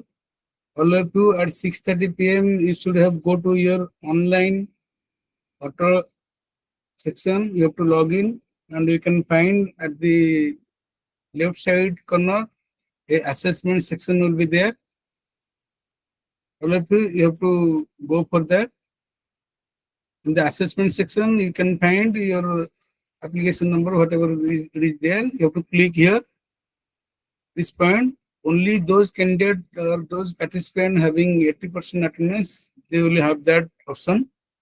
In that option, you can click it, and there is a workshop will be guideline of assessment will be there. We have given some time and some mark to each assessment. So all of you can go through that guidelines, and you can have this type of screen will be there. One by one question will be there, and this option will be there. If you want to this, I will share this slide or this PDF in the group. Don't worry. But it is a simple one. All of you should go to your auto login, login it. After login, you can go to the left side section. There is a assessment section is there. In the assessment, there is a workshop will be there. In that workshop, there is a test link will be there. When you click that test link, you have some guideline will be there. After the guideline section, you have to go for individually, one by one, a timer will be on. Timer will be on, and you will be found one by one. Question will be, you have to answer. After end of the question, you will submit it. Like this way, question will be there. You can skip it. You can check your answer. You can go to your back to the question, any question you want. This way, you have to appear the test. Thank you for this session. We will meet you at 5 p.m. Thank you all.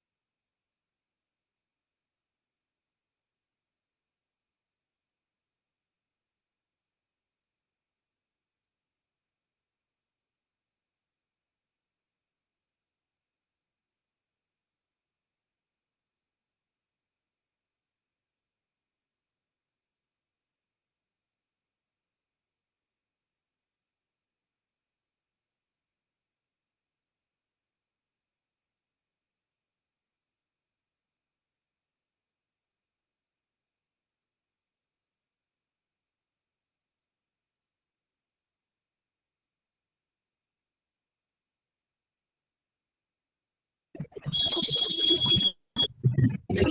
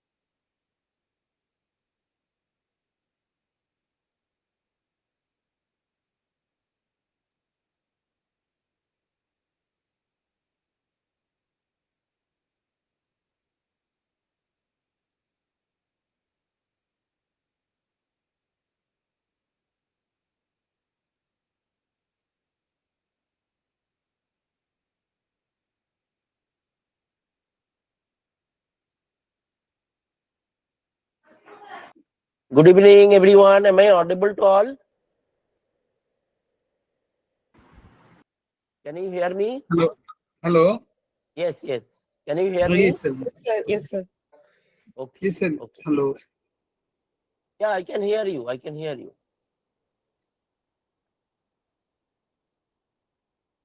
Within 5 minutes, we will be start the session. Okay, okay, sure. Just 2 minutes, I will introduce you. Once we- Okay, okay.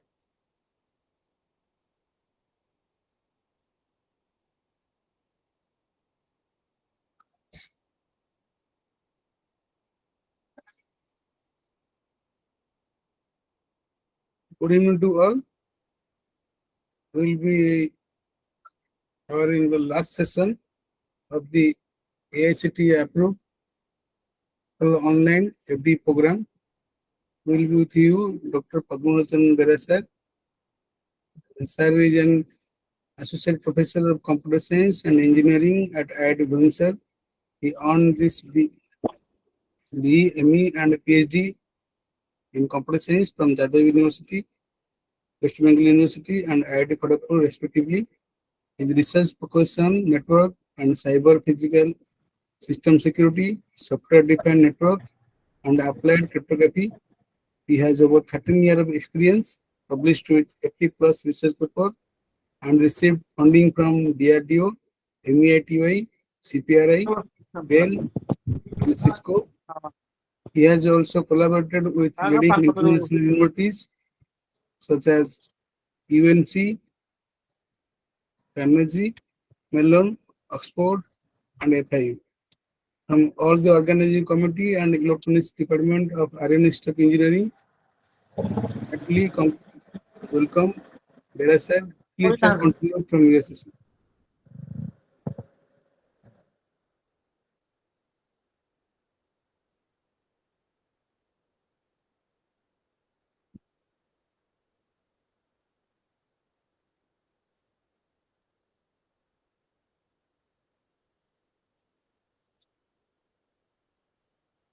Okay. Very good evening, participants and the organizers for this FDP, and thanks for inviting me for this particular session here at Real Institute of Technology. So yeah, so I'll be talking about intrusion detection systems, which is one of the important cyber security defense mechanism, which is used in different applications, cyber physical systems. So specifically, I will be focusing on drone-based applications, how intrusion detection systems can be actually used in identifying different types of security violations, and that can actually help in mitigating different forms of attacks in cyber physical system environment. Okay, so mostly I'll be giving you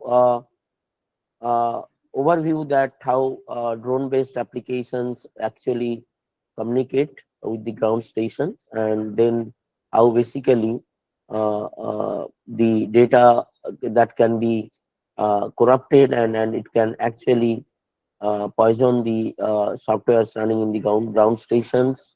And then I'll be mainly discussing about intrusion detection system in general, in network intrusion detection form. And then I'll be talking about different AI based techniques which are actually used for intrusion detection systems. And I'll be concluding with two applications and some of our research work in that. Okay. And obviously, we also execute different projects with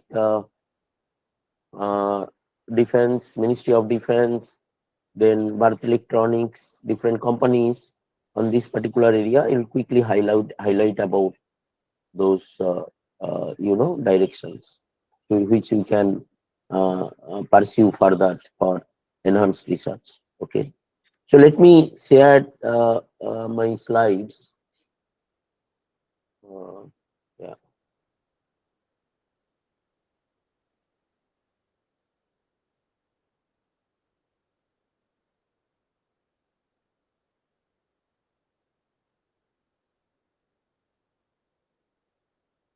So can you see the slides? Yes, sir. Just played.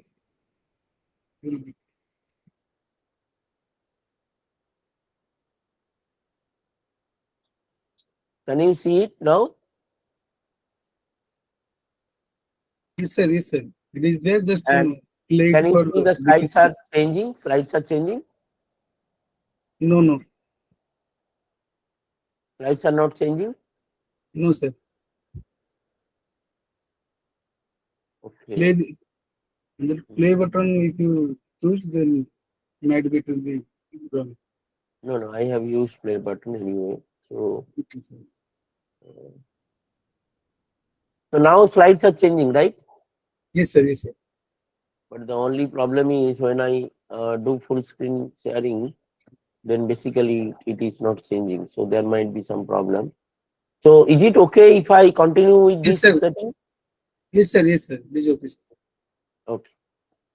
So we'll be talking about AI-based intelligent intrusion detection system for drones. And intrusion detection system, this is one of the defense technology which is basically used for identifying different types of attacks or security violations in in a computer or in a network, okay, network of computers. So obviously when I say drone based system, so drone connected with ground station, so that will be also a network. So in such setting, intrusion detection system is basically you can say that intelligent software system that captures the data which are actually uh, flowing through the network or to a particular system, computer system, and then basically it analyzes the data and identify if those data are basically malicious or in technical term we call it as intrusion or it is legitimate. So in technical they're basically good packets, okay, good data. So now if you see the cybersecurity footprint in today's applications, so we see that today's services are heavily dependent on internet-based computing and communication. So many of our applications today, starting from normal utility billing, your uh, healthcare, then e-commerce, right, transportation, then many such applications which are heavily dependent on internet-based computing and communication. So we access these services through internet, right? And at the same time, there are daily we are using various cyber physical systems, right? And these cyber physical systems, they are basically physical devices. Those are uh, controlled by different computing uh, systems connected through network, and these computing systems are installed with control softwares. Okay, so essentially, if you look at example of cyber physical systems are smart grid, advanced metering infrastructure, where your in your home there are smart meters installed, and the smart meters captures your energy usage data from different electronic devices, and those are sent to intermediate nodes through Wi-Fi or through some network devices, and then finally it reaches to the energy service provider server, and energy provider server essentially does the computations on these energy usage data for different purposes, maybe for billing purposes, maybe for if in a particular area there are some certain electricity charge, then that can be actually identified by analyzing this data, and then necessary control actions could be taken, right? So this is an example of smart cyber physical systems where you have physical devices, they are actually controlled by control softwares, and then data basically flown through a particular network, in this particular cyber physical system environment. Similarly, you have industrial control systems where there are different sensors which basically captures control environment, different parameters, and these data can be pushed through some network to a particular server, and then different type of control actions can be taken. Similarly, robotics, healthcare, and telemedicine. So there are various such cyber physical system environments which are actually controlled through internet-based computing and communication. So other than our normal internet-based services like utility billing, e-commerce, okay, transportation, etc., there are cyber physical systems which are also controlled by internet-based computing and communication. Similarly, if you see that drone network, they are also that multiple drones. I'll be showing you the architecture. So they basically collect, so for example, agriculture application. So drones are flying and they capture the images of fields, okay, and then crops, and then those images are basically collected and they are basically communicated to the ground station, and in the ground station basically various analysis can be done on that. Now, drone can be a single drone or it can be a network of drones, right? So similarly for defense applications, air defense applications, so multiple drones, they are trying to understand that if there are some aircraft or drones which are from opponent setting. So those are basically identified. So the drones basically they capture those informations either through different signals or different form of images, and those data are basically transferred to the ground station, and then accordingly different processing can be done on that, right? So this is also another example of cyber physical system environment, right? So in such setting, the obviously the communication channel through which the data is flowing. So those are either Wi-Fi or radio communications. So they are normally insecure communication channels. In fact, if it is also wired communications through internet, that is in general insecure unless it is encrypted or protected through appropriate mechanism. So obviously, if such environment, if you have, there are potential challenges of cyber security violations. In general, these cyber security violations are classified into three different directions. One is in computing platform. So this kind of cyber security violations may corrupt your computing environment, right? The underlying operating systems, underlying processors, memory, computing resources, they can be actually corrupted. So it essentially leads to disclosure and alternation of sensitive data, establishing unauthorized connections, etc. Similarly, there are security violations to network infrastructure in such type of environment, cyber physical system environment. So those essentially leads to attack paths to resources and computing platforms. So for example, like there is in the whole network, so there are some access points which are actually configured wrongly because of wrong configurations, right? So there may be hidden access hidden tunnels from a particular drone to another drone or ground station, right? So which is actually not protected, right?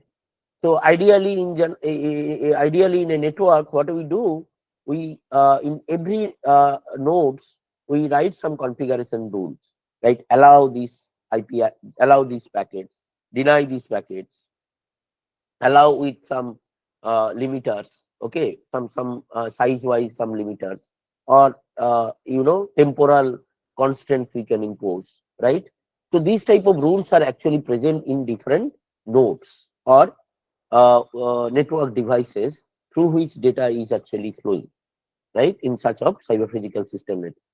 Now, if any of these network devices are misconfigured, wrongly configured, okay, then it may actually create hidden tunnels from a source node to a destination node, right? And in the process, the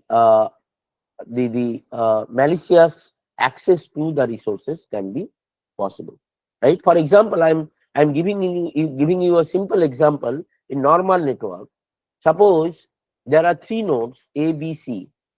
From node A, let's say remote terminal service is allowed to node B. So that means from node A, you can connect to node B through remote terminal. Okay. From node A, let's say node C is basically web server. So node A to node C, the permission is not allowed. That means HTTP connections is not allowed from node A to node C. But from node B to node C, HTTP connection is allowed. So therefore,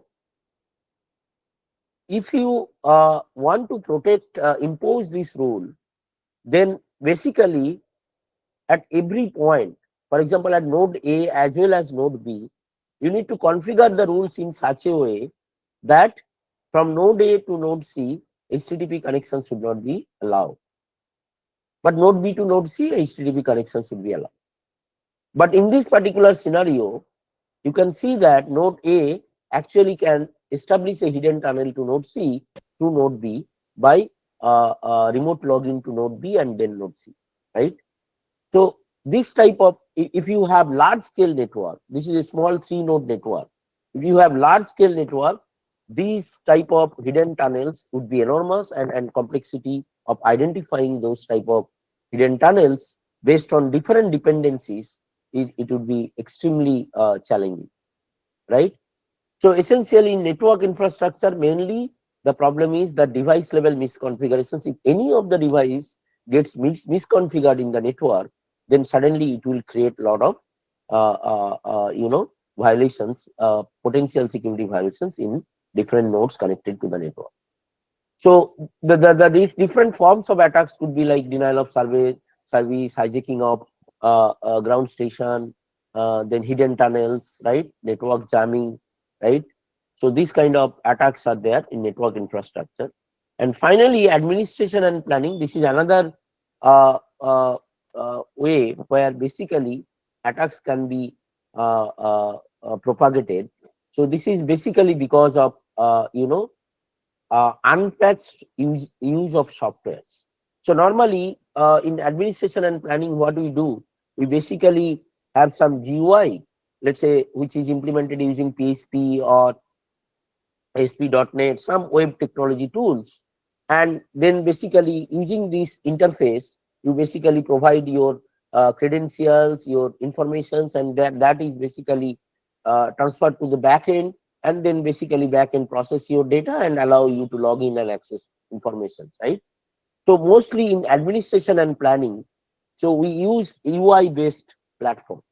Now these UI based platforms basically uses softwares, and if these softwares are not upgraded, not patched, appropriate upgraded version of the softwares are not used, so that opens up loophole for the attacker to propagate, to enter crafted informations in the UI, and that will basically allow incorrect access or malicious access to the back-end platforms, right?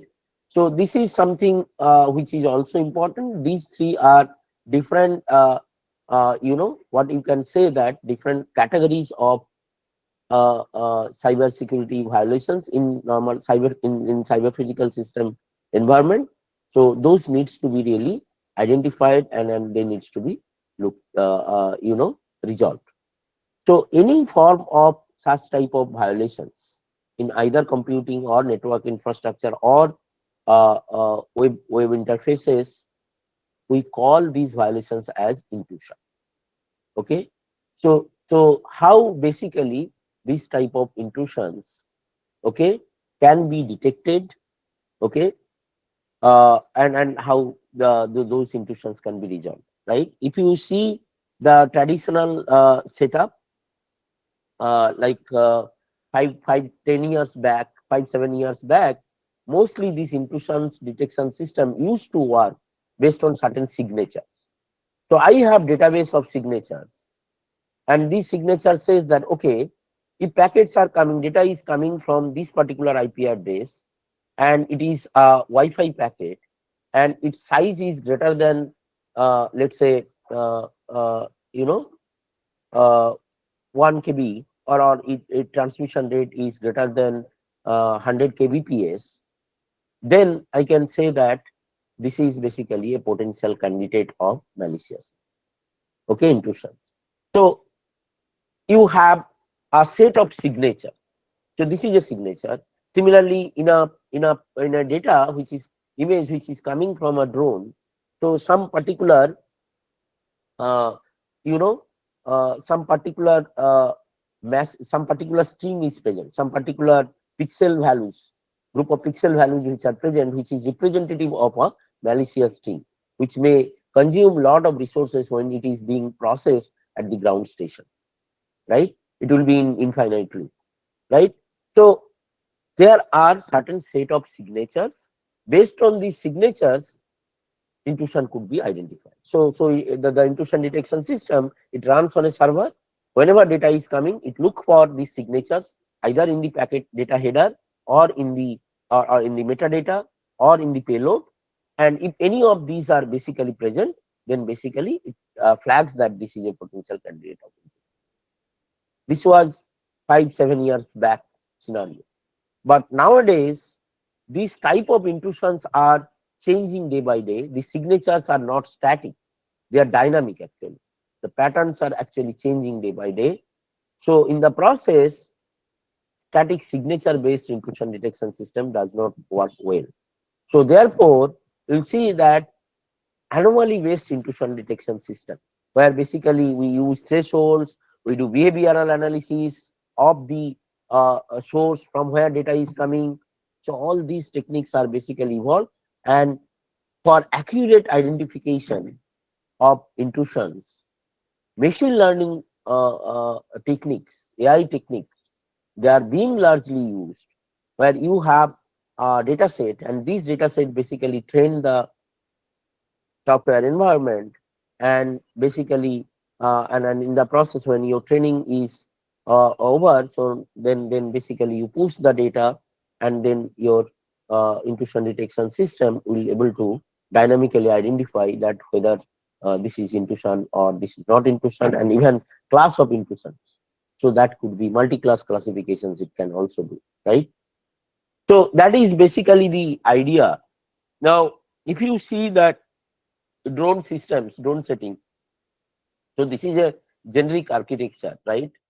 So the generic architecture, you have different drones which are flying, which are basically collecting data from specific service area, from IoT devices. There are sensor installed, and then from those sensors, basically this data is collected by these drones. There are communications from the users, okay, so control in the right. So in the ground, there are various users using different devices. They are also communicating some data to the access points. So there are ground control center stations also, so which basically collects all the data from these access points. So there are service area IoT devices, users from their different types of data are basically going collected by these drones, and they are through access points. They are basically sending those data to ground control session. So for processing of this data, and necessary control actions can be taken. Right? This is generic setting, and in general, these networks are basically ad hoc networks, because they are not. There is no fixed infrastructure, ad hoc or semi-structured, say, semi-structured network. where you don't have any dedicated infrastructure as such for establishing these communication, but it is mostly semi-structured. So there are ground stations, there are Wi-Fi access points. Okay, so these are basically used for collecting the data, or establishing the communications with the drone and the computing systems in the service area, or different types of devices, right? So you can see that there are rapid adaptation of UAVs today, right, in different applications. Starting from surveillance, you can see that agriculture, delivery, inspection, defense, very, very important, defense applications. So UAVs are significantly being used. So therefore, safety, privacy, and mission integrity are very, very critical, right? Maintaining, security, privacy, safety, right? So these are very, very essentials in such applications. And drones, normally they are resource constrained devices, right? So they have limited CPU, memory, and battery. Therefore, they capture the data. Normally they have limited processing capability, right? And they communicate these data. Even if little processing can be possible, that can be done, and then that is basically communicated to the ground station, and then ground station basically does take control of the data and do necessary operations, right?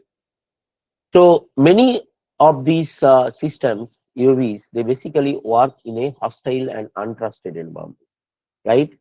So when I say untrusted environment, obviously, like, there are uh, drones from opponent areas. They are also flying. They are also collecting data.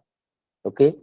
At the same time, the network, the radio network or Wi-Fi networks. So these networks are also untrusted, through which the communication takes place from drones to ground control stations, right, to access points, right? So many of them, they basically operate in untrusted environment. So therefore, it is very, very important, if any opponent system, they inject some malware or intrusion, okay, to one of these UAVs, and then they can basically hijack the operational control of the drone and steal the data which is being collected from the different sensors or service areas or users, and obviously that can disrupt the overall functionality of the uh, uh, the application under consideration, right? So so now, if you see the attack surface or threat models in such type of drone-based systems, so you can see that there are remote command and control links like radio, Wi-Fi, and LTE links. So they can be actually intercepted or spoofed, right? So some IP address of a neighboring node, right, neighboring drone, so that can be actually used by your opponent, and then that can actually launch, that can be used, and what I can say, that those IP addresses can be spoofed, or their identity can be spoofed, MAC addresses, and then those can be used to launch different form of attacks to the ground control station, or some other uh, uh, uh, drones in the network, right? So remote command and control links are there. So therefore, that can be intercepted and spoofed. Ground control station, that can be compromised. In the process, the operation of the ground control station, that can be compromised. Okay. Then supply chain and software updates. So there are malicious firmwares or patches that can be injected into the softwares, which are basically running in the drones, and that can actually propagated, that can be propagated across the whole network, and that can disrupt the functionality of the system. sensor can be spoofed. Some of the sensors which are installed in the ground areas, so those sensors can be spoofed through these drones, and the data injections can be possible. Okay, so these are some example like GPS spoofing, false telemetry. So these are some examples of sensor spoofing and data injection. There are physical access like pre-deployment tampering, right? So before deployment of the drone systems, the physically the drone can be accessed and some misconfigurations can be done in the drone system. So physical access, that is also very, very important. Before the deployment, physical access and tampering can be possible. Before deployment, tampering can be possible. So these are different possible attack surfaces in UAVs, right? And here attackers' goal is take control of the drone, steal data, stay hidden, and disrupt the mission. So they can steal their they can keep their identity secret, and they steal the data. They take control of the drone and disrupt the necessary application, right? There are different malware injection techniques for drone, like firmware trojans. So that altered bootloader. So a bootloader is a program so that basically loads the different software. So it loads the system software, and then it loads different softwares to basically create the functional setup of the corresponding drone. So they are basically compromised firmware images, altered bootloader. Bootloader can be changed. Malware injection. So malware can be injected in the bootloader. So it basically alters the bootloader. In the process, the bootloader actually can be configured to access a different segment of the memory. Okay, and in the process, control of can be taken by the other system, and then they can basically do wrong injections into the softwares, right, which are actually running in the drone. So in the process, it can compromise different firmware images also. So these are firmware trojans. Then boot time persistence, rootkits during the boot time, or in drones basically you have real time operating system RTOS, right? So which basically works on it has different features. Operating system is normal, not it has different real time features. Okay, so these can be actually uh, accessed, right? So rootkits in both or RTOS layer, so that can be modified. So and in the process, the functionality of the drone can be controlled maliciously. Then application layer malwares like malicious payloads in mission software. So in softwares, right, malicious payload, right, in the payload, wrong strings or wrong images, wrong payloads can be actually injected, and then that basically disrupt the functionality of the application layer, right? So actual mission application, right? Let's say this for identifying 4 drones, right? So that is the mission, or maybe mission is to basically uh, you know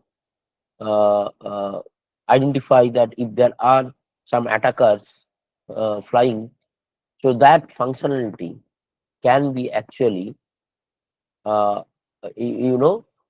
compromised by injecting malicious payloads in the software application, software environment, maybe in the ground stations, right? And in the process, ground stations will not able to identify the perform the actual task. Similarly, compromised update channels, right? It can compromise the channels like man in the middle attack or malicious update servers, right? So these are some of the channels when data is transmitted through access point to the ground station, right? So these channels can be compromised. So in the process, some so you can say that some of these data may be which are coming from the drone to the ground station, they may be unencrypted. Sometimes the data can be encrypted as well. So even if data is encrypted, if man in the middle attack is possible, right? So by breaking the cryptographic systems which are used to encrypt the data which is flowing, right? So man in the middle attack or malicious update servers, that is also possible by compromised update channels. Then you can have side channel or covert channels that encode the comments in telemetry or timing. So you can it basically extract the information, right, when data is being sent from drones to the ground control station.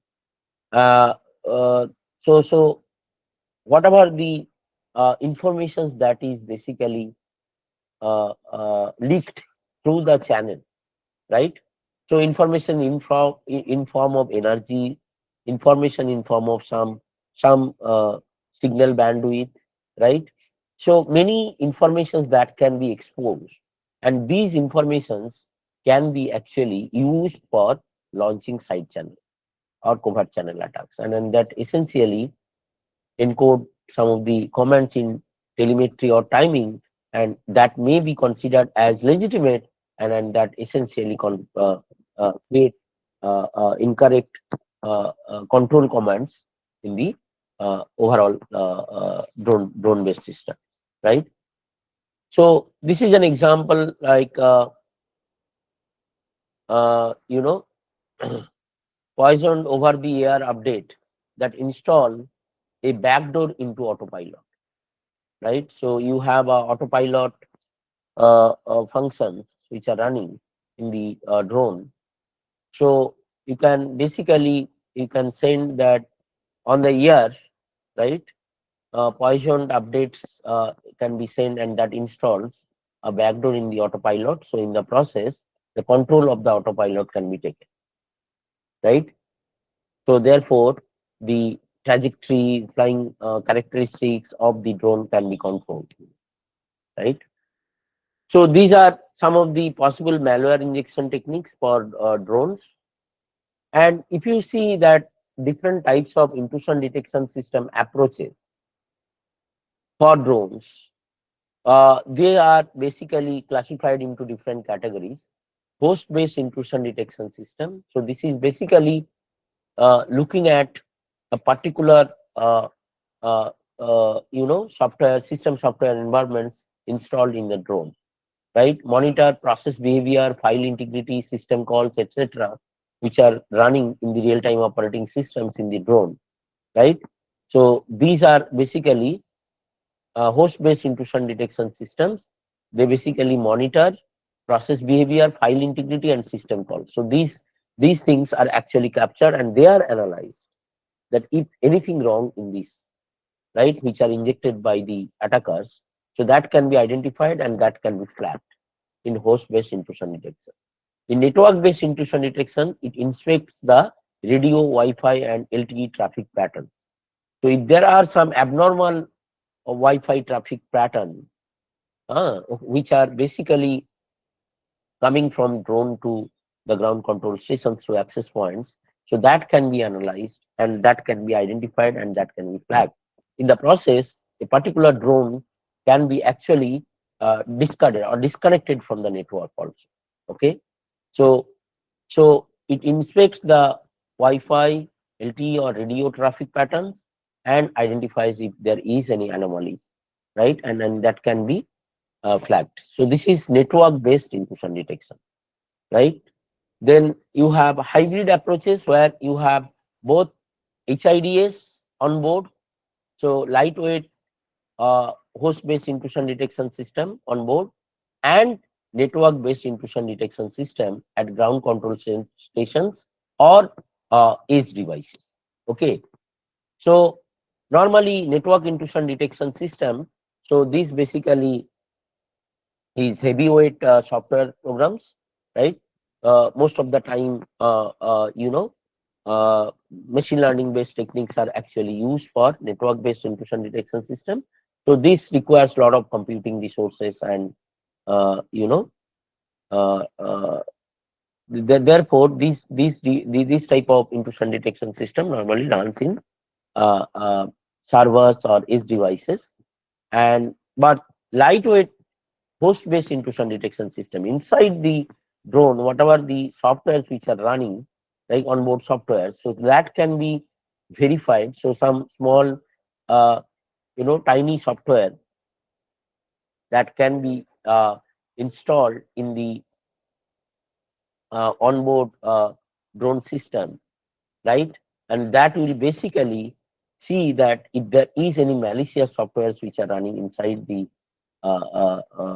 drone software system, if there is any problems in the underlying operating systems, so those can be actually identified by the lightweight HIDS, right? But mostly network-based intrusion detection system, all drones data, they are basically coming to the devices or GCS, and they are basically classified and then identified that whether it is a drone, it is a malicious attack, or it is a legitimate system.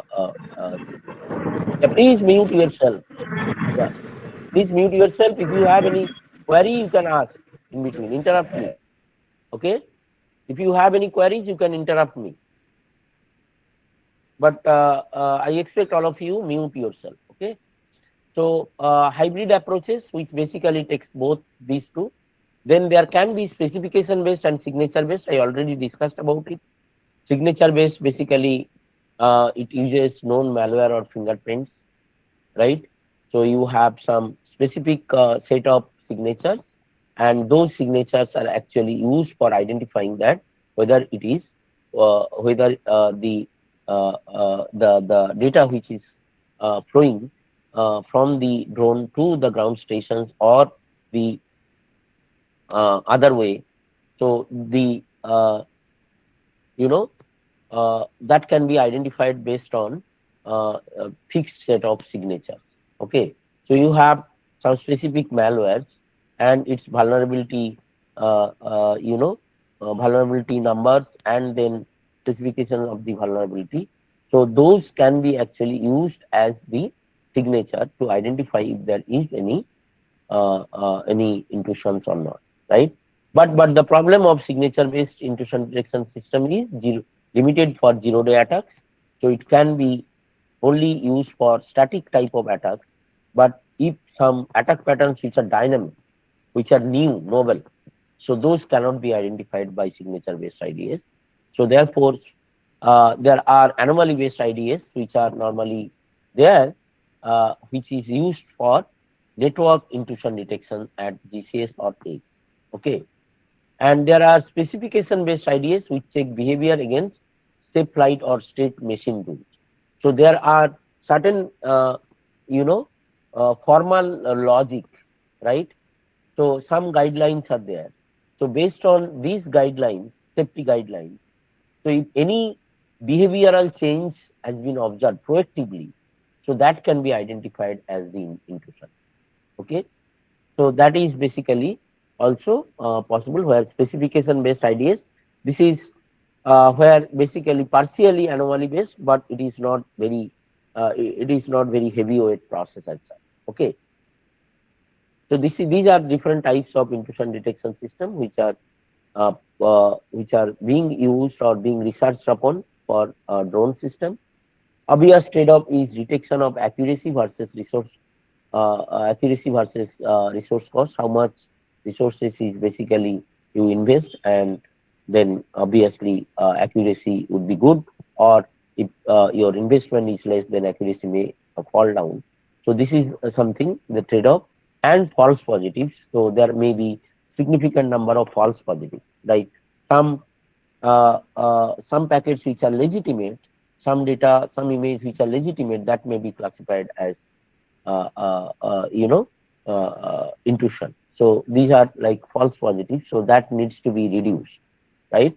So your intrusion detection system software It basically runs in the drone, right, or in the GCS or Edge, but these software may have less accuracy, so that needs to be improved, right? By investing more, it may be extra resources you required for that. It may introduce high false positives, so you supposed to reduce that high false positives. So you need to have low false positives. How we can reduce that?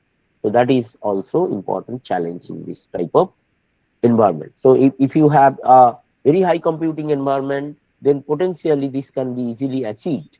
But when you have lightweight environment, resource constant environment, this is not so easy to achieve, right? So there are different ML based techniques which are basically used here, like for anomaly detections, unsupervised methods. There are isolation forest, autoencoders. These are some of the techniques which are used. For supervised classification, there are random forest, SVM. These are deep networks are also used for supervised classifications, where basically we label the traces. Uh, and in case of unsupervised method, you do not have labeling on the traces which are coming from the drone. Okay, so based on that, various techniques are there. Intrusion detection system techniques are there. You have different types of input data types, like telemetry logs. You have GPS information, altitude, velocity, attitude, altitude angles.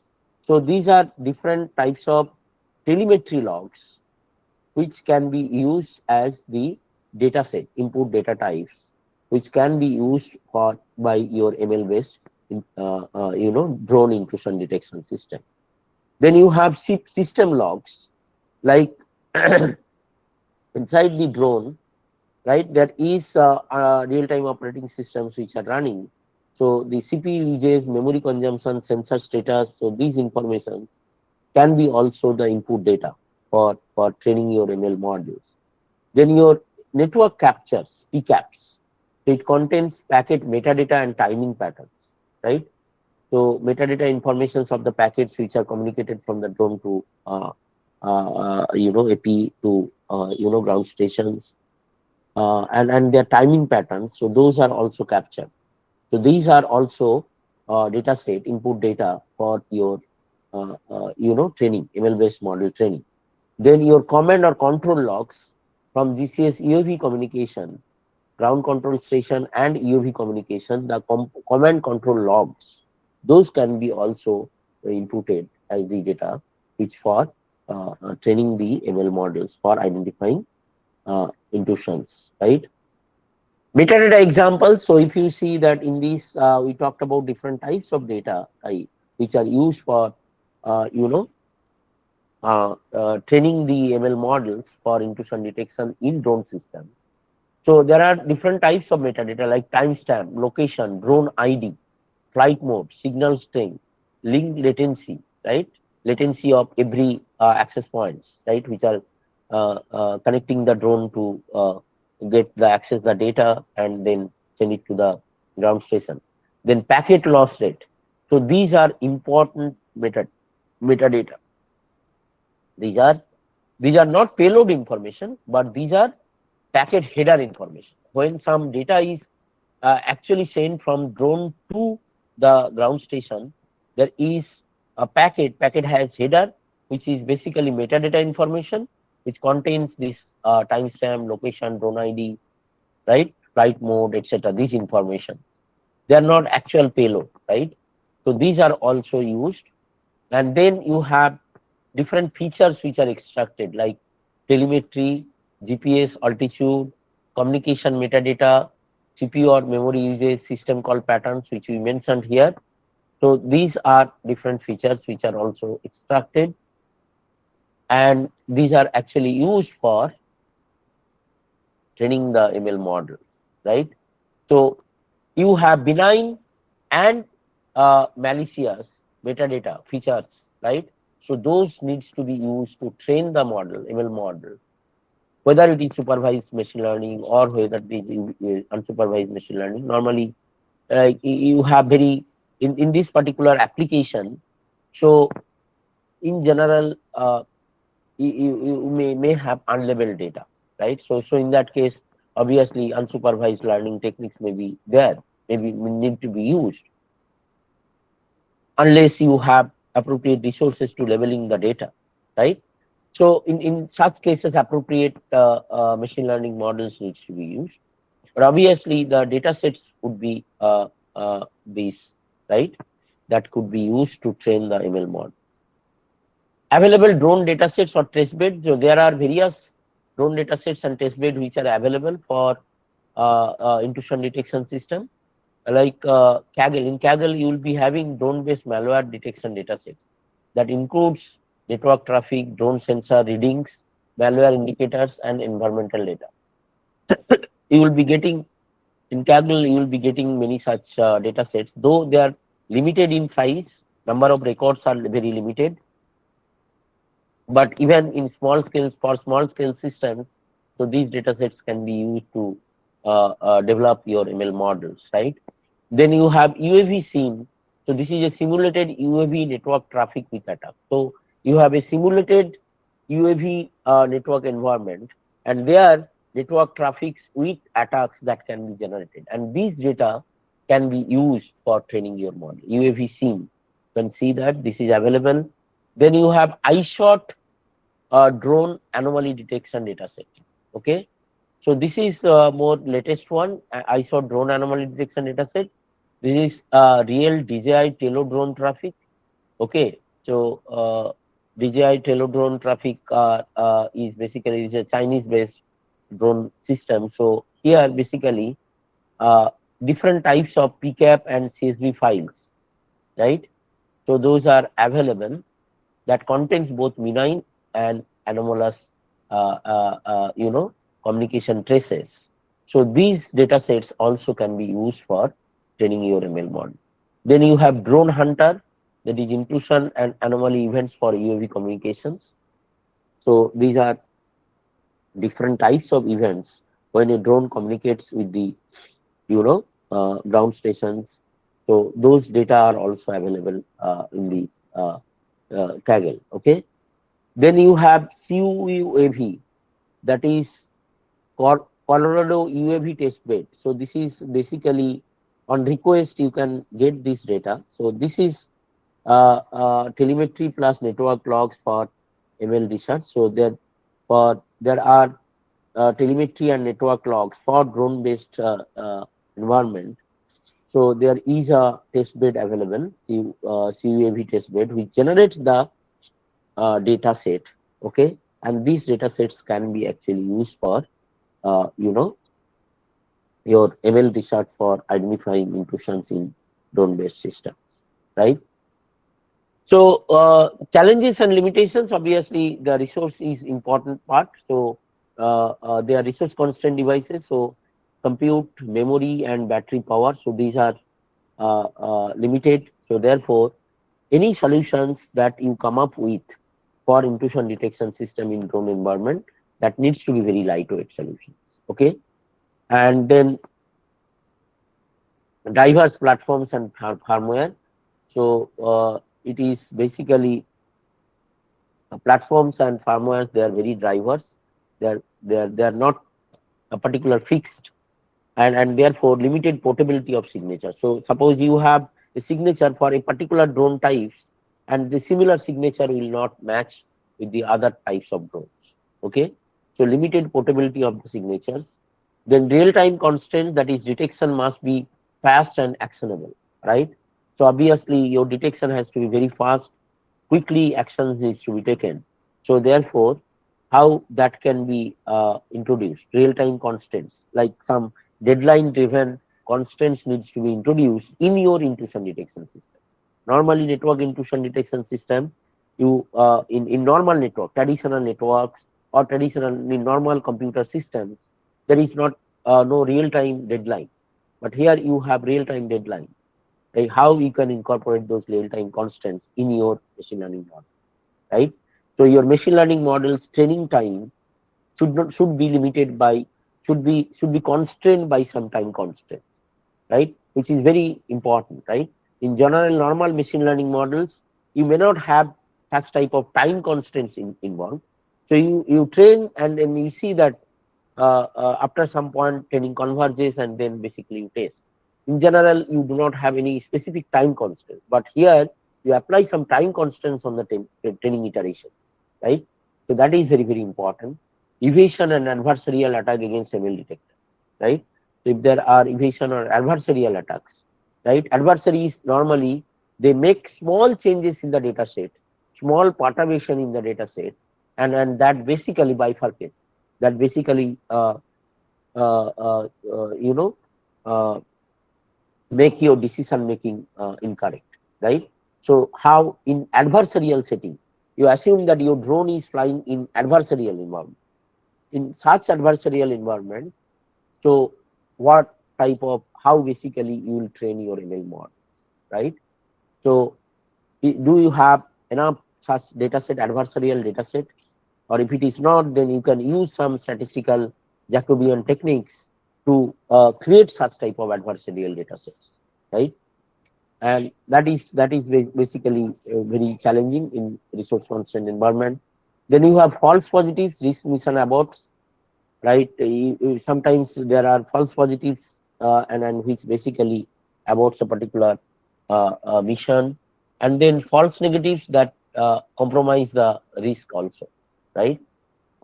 Then lack of public benchmarks and realistic data sets. So obviously, realistic data sets are not much available, mostly simulation based, mostly particular scenario based, not it is, large scale scenario or generic scenario. And there is not such benchmarks which are available that is publicly available. So mostly the benchmarks which are there, they are very much private to specific applications.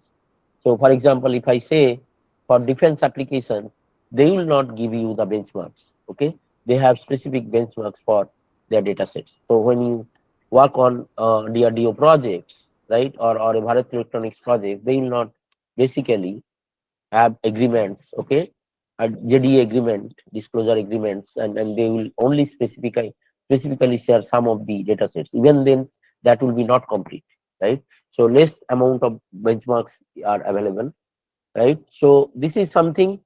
And then mitigation and best practices, obviously the techniques for mitigating such type of intrusions in drones environment, it should be you should secure your boot loader and cryptographic firmware signing, right? On the air integrity checks has to be done. So on the air integrity checks of all your softwares, that has to be done in the which are installed in the drone. Encrypted and authenticated communication channel, right? Mutual transport layer security, secure radio link. So these are some of the important mitigations that needs to be that can be used. Minimal trusted computing base. It should isolate critical flight control code.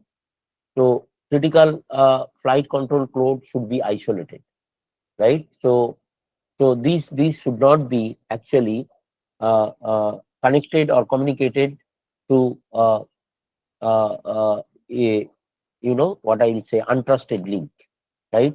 You should isolate critical flight control code, right? And these codes should not be accessed through untrusted link. So minimal trusted computing base, regular attestation and remote integrity verification, regularly attestations of the system softwares and the other softwares which are running in the drone, and remote integrity verification, remotely integrity verification. So whatever the data which is every phases, so the data is being sent at every stage, integrity verification remotely has to be done, right? From ground station, remote integrity verification of data at every stage has to be done. That data is not tampered in between. Defense in depth runtime monitors. So obviously, so there should be some runtime monitors which basically introduces deadlines or constants, real-time constants that should run. Then anomaly detectors, fail-safe behavior, right? So these are some of the examples, right? Return to home, loiter, these are fail-safe behaviors. So this can be done in-depth defense. This can be used, in-depth defense mechanism can be used to mitigate different types of intrusions here.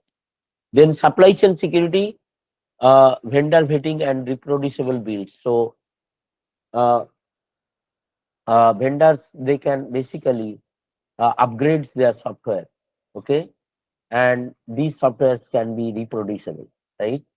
So this type of like the companies which are actually building the softwares for the drone systems, right? So that the development time of the development of these softwares.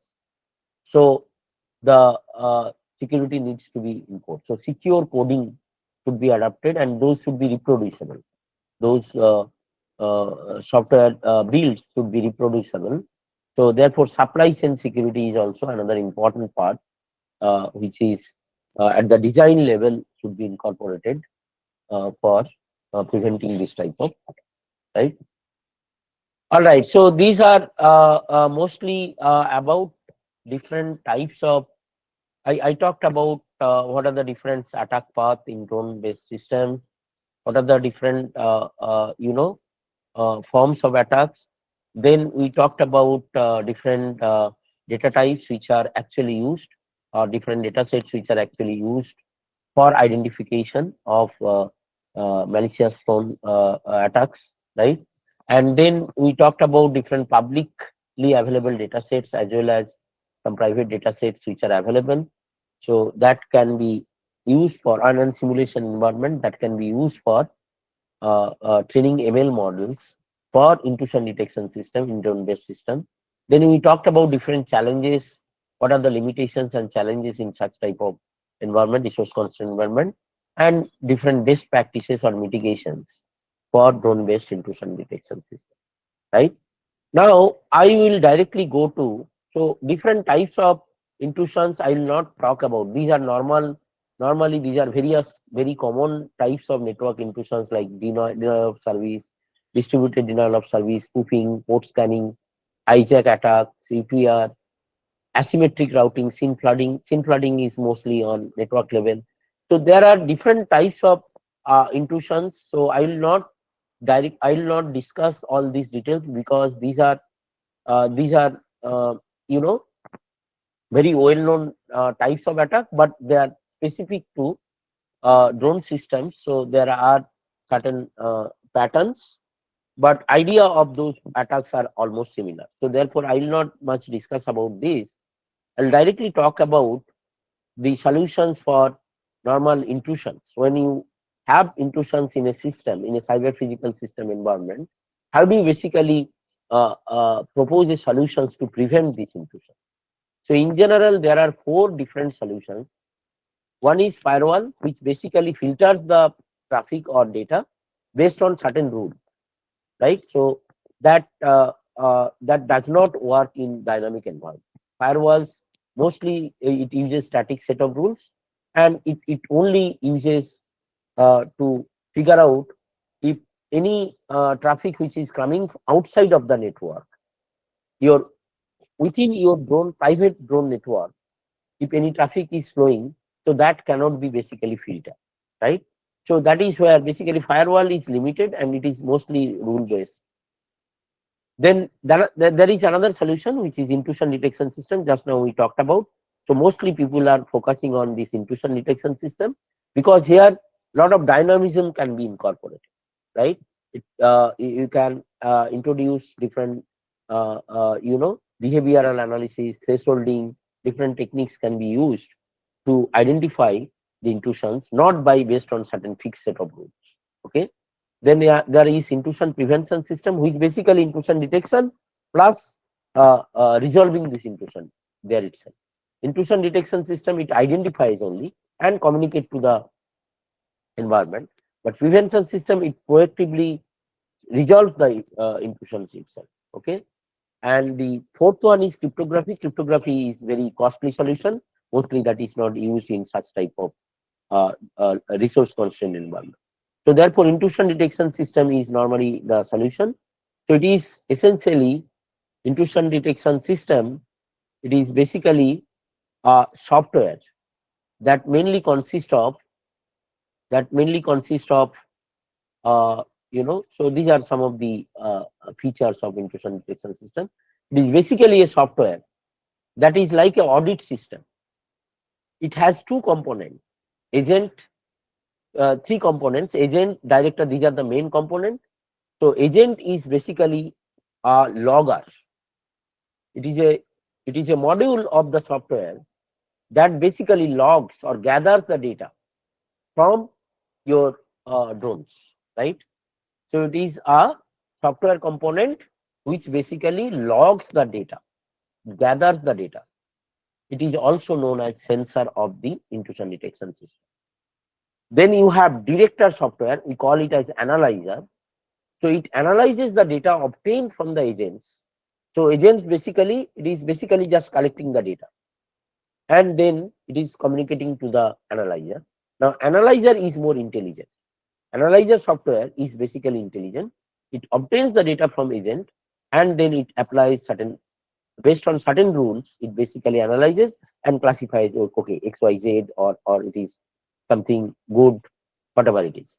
And then finally, there is a actuator or notifier that basically sends the result, okay, to the respective resolution unit, so that control actions can be taken. So notifier is just like a output output portal. Okay, so you have essentially three components. These two components are mainly important in the IDS software. Okay, so types of IDS, there are various: signature based versus anomaly based, host based versus network based, offline versus real time. So offline IDS is you collect all this data, send it to the server, and server is actually not connected to the network. Offline, it is processing this data, identifying whether it is malicious or intrusion or good. And real time intrusion detection system, it is basically on the fly. So this is very, very important for drone based system. So real time intrusion detection system, which is on the fly, it runs and takes the decision. Architecture wise, intrusion detection can be centralized versus distributed. So your intrusion detection system software, it may run in a centralized server. The server can be edge devices, it can be your ground control station, right? Normally this, or it can be just inside the system software of the your UAVs, right? So that has to be very lightweight, obviously, if it is a UAV. Normally centralized approach is basically centralized software, IDS software, it runs in the server, right, or edge devices, right? If it is a distributed, so distributed means the intrusion detection system software is running into multiple devices, multiple nodes, and they collaborate each other to make a decision. Okay, this packet is intrusion and this packet is good. Okay, so that means how this can be done. For example, a particular build of UAVs, a particular build of drone, particular drone from a particular manufacturer. So for that particular drone type of drones, I have different types of IDS patterns. So I may have a node which is collecting the data from these type of drones, and models are running there. IDS software is running there. So it is basically identifying if there is any intrusions. There is another node which is basically running for other types of drone. There is another node which is basically accumulating data and identifying if they are malicious for other types of drone. And then they collaborate amongst each other, so that in a completely untrusted environment where all these different types of drones are there, right? So whenever the packet comes to any type of drone, and then that is not of that particular drone type, then it can actually still identify and detect that this is anomaly, or this is malicious intrusion, or this is legitimate. Okay, so that means multiple drones basically they are capable of handling certain types of packets, identifying maliciousness in certain types of packets, and they run independently, and then they collaborate themselves amongst themselves. So this is distributed architecture of IDS. Okay, so different ways these implementations can be possible. So these are some examples of signature based IDS, like you have a packet coming from internet, and that packet say has a payload. Inside the payload there is a string called surprise. Okay, so whenever a IP packet coming and the protocol is HTTP, port number is 80, and there is a signature string surprise, then immediately your database will flag that particular packet. Your database has such set of such signatures, and whenever a packet comes, those signatures will be checked in the in the packet header or payload, and if it matches, then it flags. So this is static. I mean, this will not work in dynamic setting, right?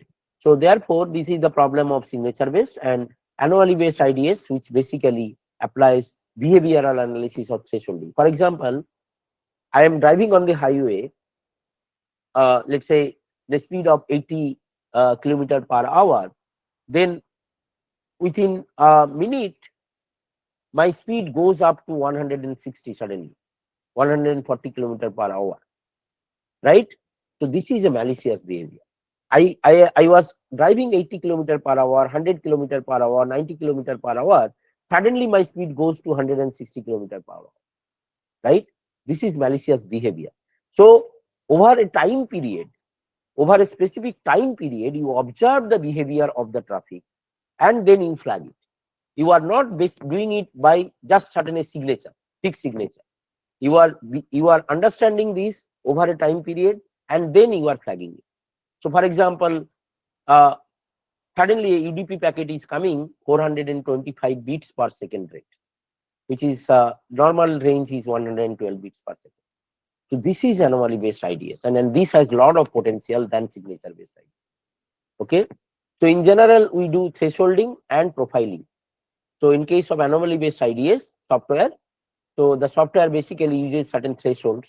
So whenever it checks excessive event occurrence over a time it sees that whether there is excessive number of a particular event occur, and then it flags. Okay. So similarly, profile based, here it characterizes past behavior of a user or a system or a group. Then it identifies that there is a significant deviation from the normal behavior. So therefore, that should be detected as anomalies, right? So these are techniques which are used in intrusion detection, and then this has very high potential because it can identify zero-day attacks.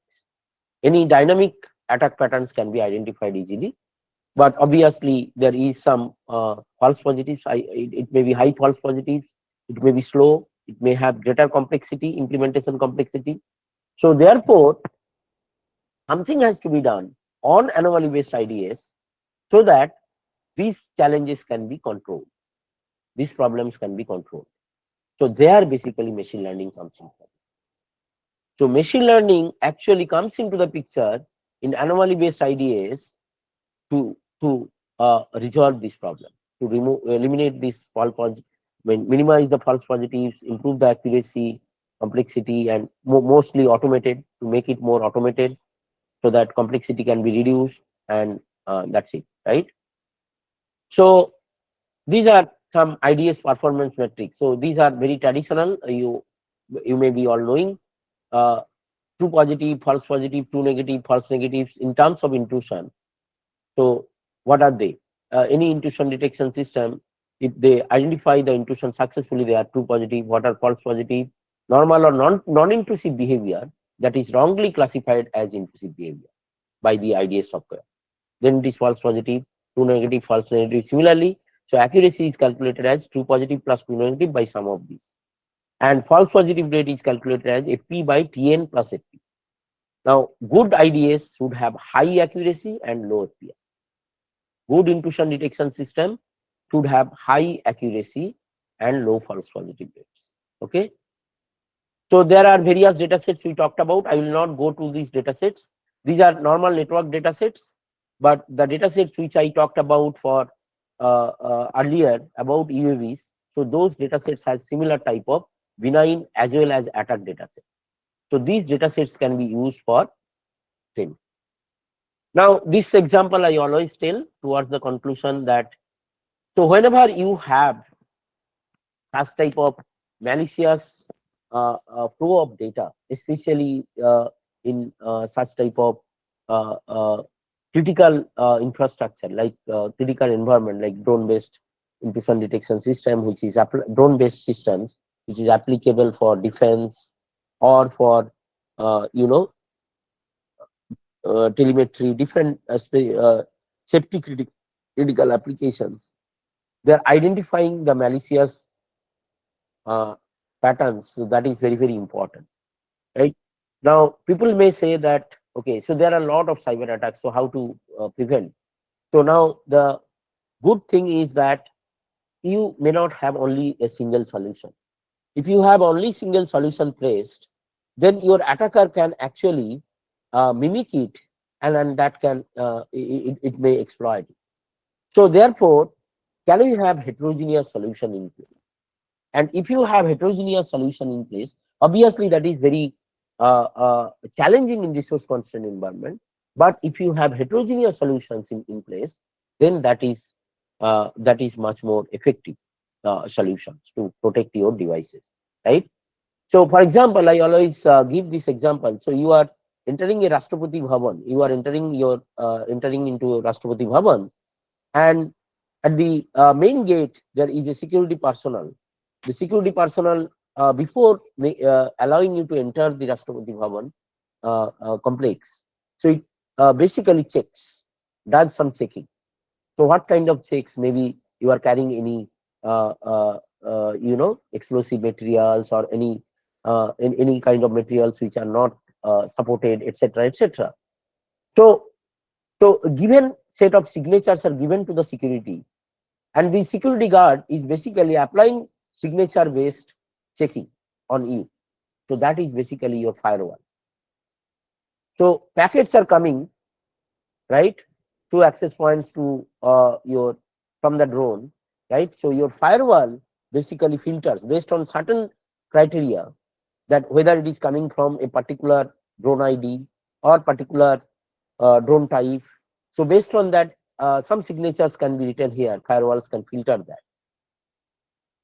But then when basically, suppose you pass through that test, then when you are entering to the Rashtrapati Bhavan, inside the complex, so there are a lot of CCTV cameras. And these CCTV cameras basically capture your behavior over the time you are inside the Rashtrapati Bhavan premises. And those CCTV camera footage are being sent to the server, and server is doing constantly real time, it is monitoring, it's doing your activities. And essentially it is flagging. So every wrong instances it is flagging with a red alert, right? And that is basically intrusion detection system. So intrusion detection system is basically it's a second line of defense. Your first line of defense is firewall, and second line of defense is intrusion detection system.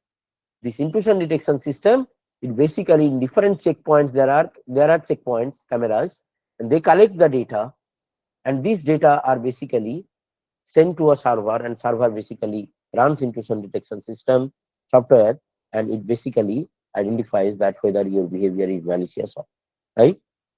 Now obviously the question is that how do you make it more accurate and low false positive?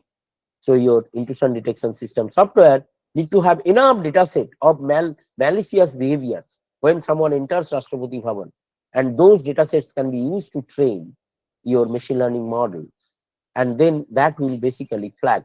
So in your, so you might be very kind of an attacker who knows that activities which could be flagged. So he makes some small perturbations and try to bypass that capture. but that should be also captured by the IDs, right, accurately. So that is where basically, intrusion detection system comes into the picture as second line of defense, and it is one of the more efficient, adaptive, dynamic solutions which are adapted in today's network cyber physical system environment, right, for identifying malicious activities, malicious flow of data, and so on, right. I will not talk about much about machine learning.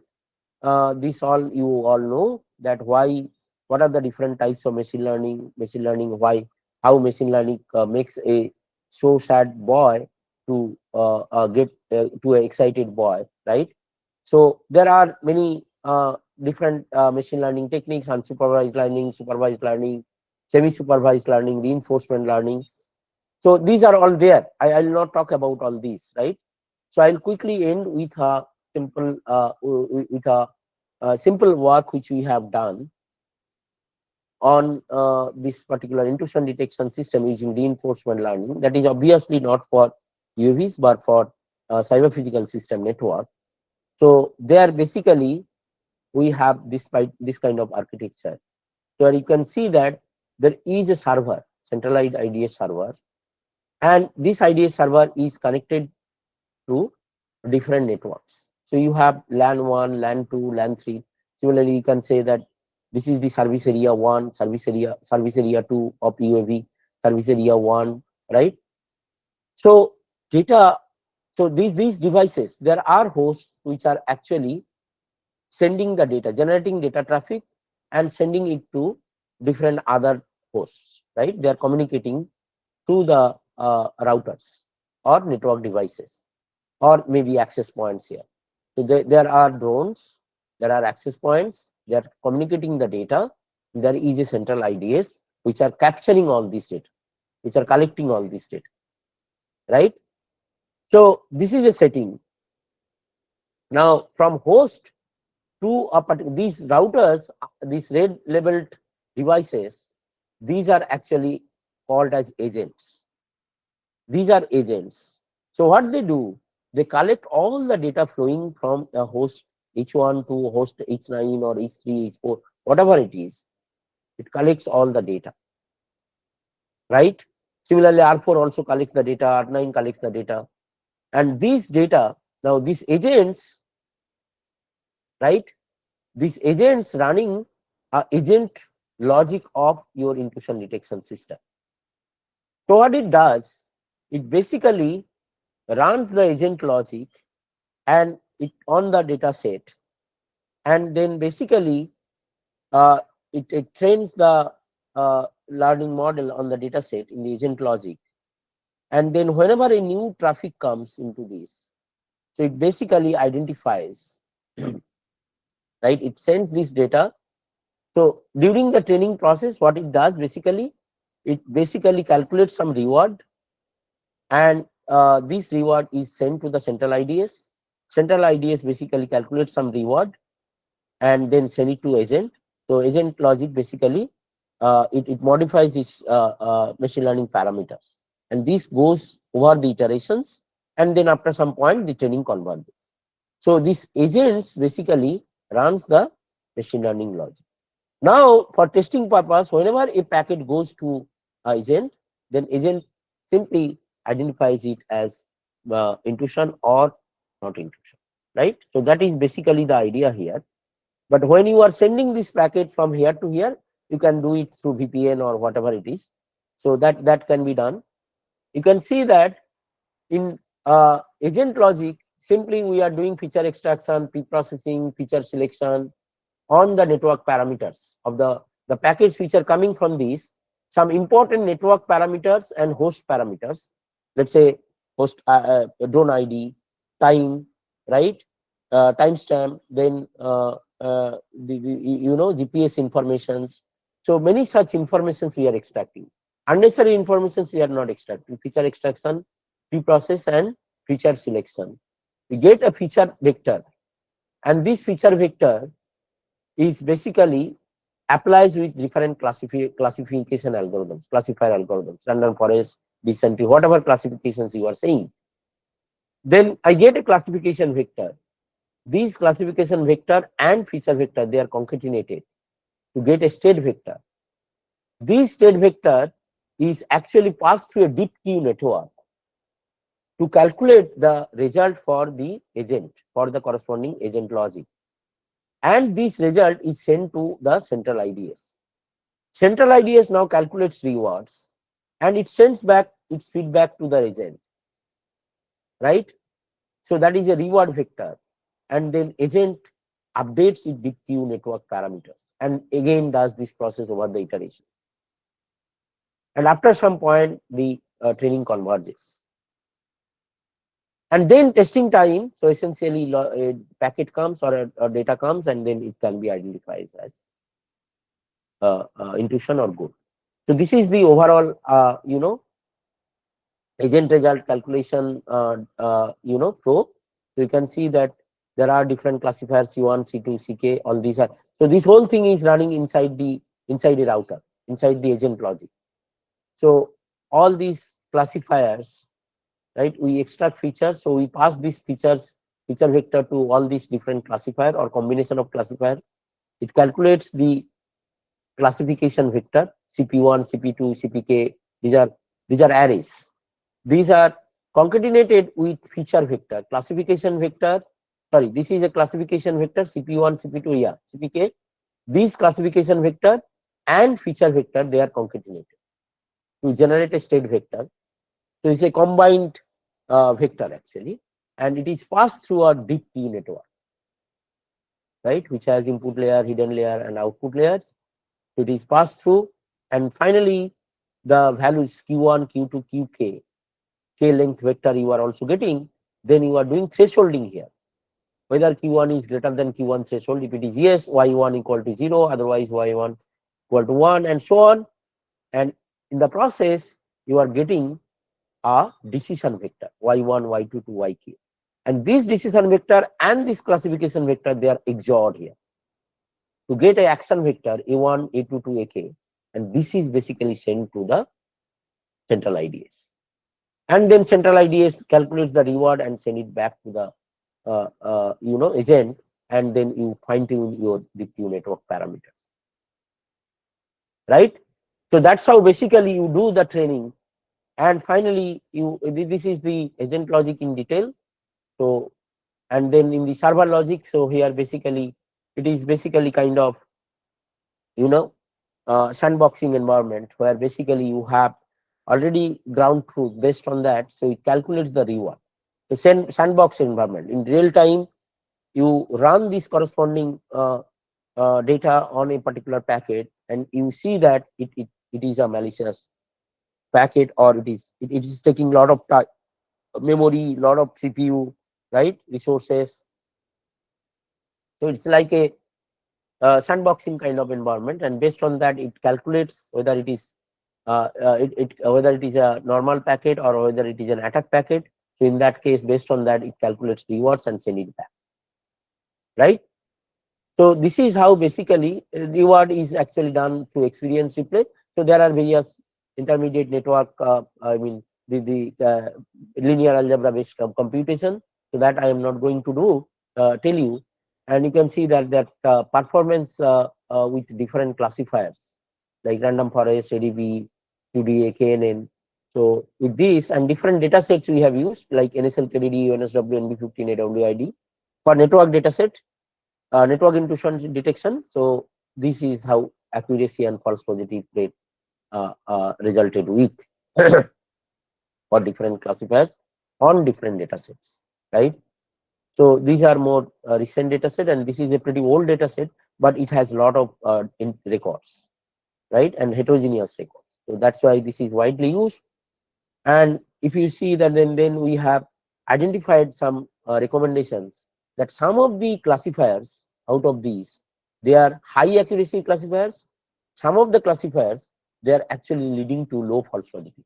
But for our case, we need both high accuracy and both low false positive. Good intrusion detection system requires high accuracy, low FPR. So now I saw that we observed that some of the classifiers are high accuracy classifiers based on these results, some of the classifiers are low false positive rate classifiers. Then why don't you merge them? Why don't you combine them? So if you can combine them, so then results might be different. That's why we created a combination of classifiers. RF, ADB, GNB combined, RF, ADB, QDA combined, RF, KNN, ADB, QDA combined. So different 5 classes we have formed. And then we run the result again. We run the experiment again. And it has been observed that that classifier 4 that gives 96.12% accuracy and APR is significantly low on AWID dataset. That is quite good, right? Similarly, for different types of attacks also we have seen that which classifier performs good, which classifier performs bad. So for some type of attacks, classifier performs really bad. For worm attacks, 65% accuracy, right? So that is accuracy 72%, that is low. So why it is so? So maybe the data set is not enriched with worm data set, right? So those are certain observations which we have drawn from these results, and then we have done many experimentations. Then we have created an adversarial setting where adversarial data set also has been generated using some statistical models. You have normal data from NSLKDD or ISOT-CID or AWID, and then I give some labeling, and then we apply some JSMA statistical method to generate little part of data, adversarial data, and this data also we use to train the model. And then we observe that in adversarial environment how the intrusion detection system performs. Initially, accuracy will fall down because it is an adversarial environment, but then when we add this auto-noising encoder, denoising autoencoder DAE, then accuracy improves, right? So that is how basically intrusion detection system that can be used in any cyber physical network environment, and machine learning model plays a significant role, right? So that shows that intrusion detection system is very important in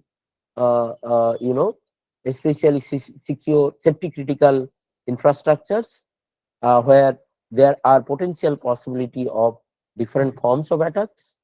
And when you want to come up with solutions to identify that, then anomaly based intrusion detection system is very essential, and their machine learning techniques can be used to improve the accuracy and reduce the false positive.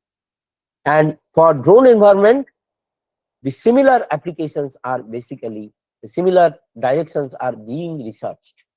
Similar directions are being researched, though it is in more protected way, right? So more domain specific manner, but obviously in near future this will be a real area of research, that how do you come up with a lightweight intrusion detection system for such type of drone environments, right? To accurately identify the different types of intrusions, zero-day intrusions, and protect the corresponding UAV networks. Okay. So with this, I think I will stop here. I have discussed many things. Few more slides were there that is related to malwares. So with this, I will stop here. So if you have any queries, you can present. So finally, let me acknowledge. So I have presented this lecture also in ACM summer school conducted in Niger, Bhubaneswar, jointly with Aiet Bhubaneswar. So some of these slides actually I have presented there in summer school. So I acknowledge that during this ACM summer school, so this topic was actually also discussed amongst different communities. Yeah, with this, I'll now keep it open for if any questions, 1 or 2 questions. So then we can close it. Yeah, thank you. Thank you, sir. Please accept our sincere thanks for your contribution in this Atal FDP program.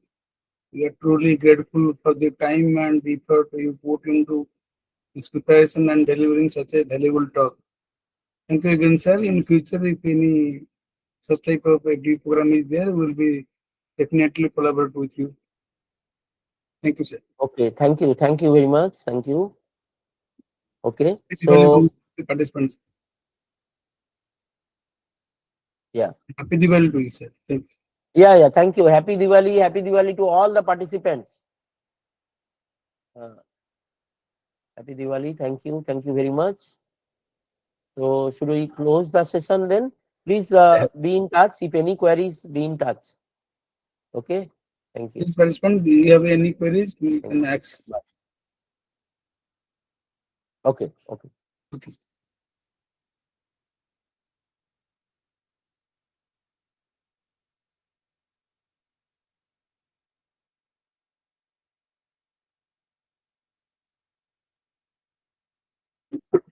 For this session, we concluded all the 13 session.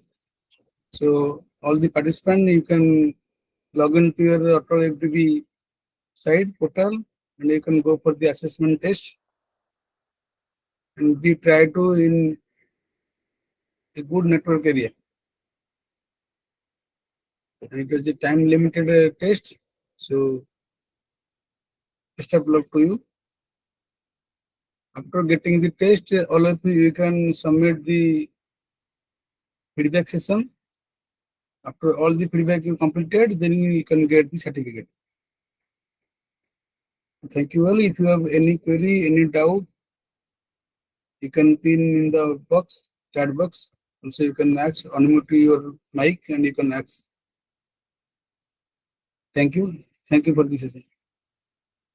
Thank you very much. So I'm signing off. Yes, sir. Yes, sir.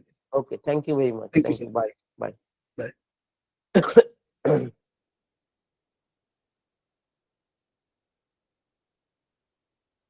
From the beginning of the session, I have told that all of you should join through your email ID, whatever you put in that Atal FDP site or portal. That's why in every day I have put the attendance, because all the attendance we have to submit to the Atal site or you have to post it. All the recording, all the session recording, everything we have to submit it to Atal. So regarding your attendance, I have already told you, or I have already sent in the message box in WhatsApp. No, plagiarism is there. You can give your outcomes, whatever you are getting from that FTP. Out of the 6 day in 13 session, what are your outcomes? You have just write down in a journal. Actually, in offline mode, it is there. You have to give a journal or paper to a group. From that group, maybe 2-3% or 4% will be journal will be given. And from the whatever you have learned from this 6 day, from 13 session, you have to find out your outcome from that journal wise. So you can write anything, whatever you are getting from that FDP, all the 13 session, all our expertise, resource persons. We have best resource person available, whatever in our area in drone communication.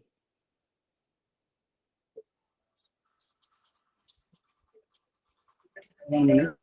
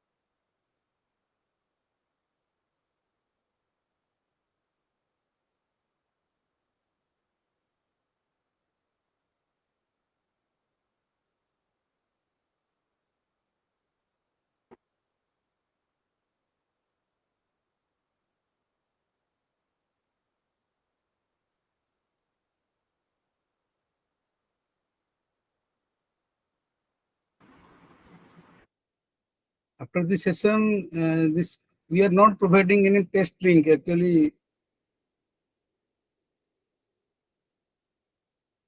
Atal side there is the assessment workshop is there. If you put your assessment in the Atal portal, directly you are getting the certificate or all the marks. So try to be in a good coverage in a network area. If it is broadband system is there, it is very, very okay. If you are having phone system you are doing or in traveling, then it may be hampered. There will be network issue will be there since it is a Saturday and every Atal program, online program will be closed or wind up this session right now. So everyone will be trying for that test. So all of you try to be in a good coverage area and answer it. 30 questions will be there. You have to attend all the questions or anyhow 70% mark will be there for your certificate. Thank you all for your patience and your interest about this topic. We are the organizing team at the Ministry of Engineering, EC department. We have try our best to pick out the resource person we have available in a short time of format. And from IIT Bhubaneswar, Associate Professor Dr. Padmacharan Bera, we have gone for. Then we have two scientists in the area of NIC, Naradeep Behari Mahanti sir and Kaushik Mahanti sir. One practical entrepreneur is our Dr. B.K. Ganesh sir, Dr. Sunil Kumar Bishay sir from Tata Steel, and two overseas. One is from Volvo company in Norway. We are having Chitaranjan Pradhan, and our one North East University, maybe in Norway, that is Sanjeevan Kumar Padmanabhan. And in a Dream University, our Dr. A.K. Sahu, Amya Kumar Sahu, and me. We are try our best to give you a best session. So all of you, best of luck for your test. If you have any queries or anything having your regarding attendance, you can message me. Up to 7:30 you can give or up to 9. If it is a network issue, it is up to you. When you will be open your online portal. That time when you are accessing that link of test link, your timer will be on. Your countdown start. It will be showing you how much time will be left. So be there in a good coverage area, good network area. Regarding any attendance wise, any issue, I initially told you, always pick up your regular email ID, whatever you are registered in Atal. It is difficult for us from the 300 candidate, you have to put for different, every day if you go for different email ID login, then it is difficult for me to give you attendance. Anyhow, if you have any attendance issue, you can message me. I will try to resolve all the issues. Thank you all. Be there. At 7:30, we will have a validity session. And if any feedback, any issue, anything you want to share with me.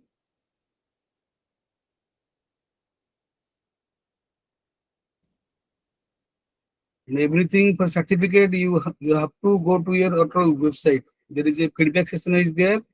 You have to select all the feedback, whatever these questions are there or the options are there.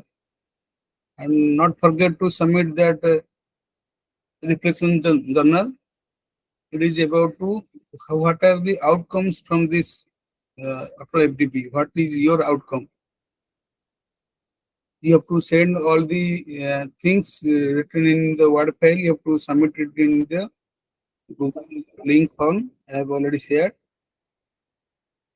Any issue, contact me or here raise your hand or unmute your mic. You can call me.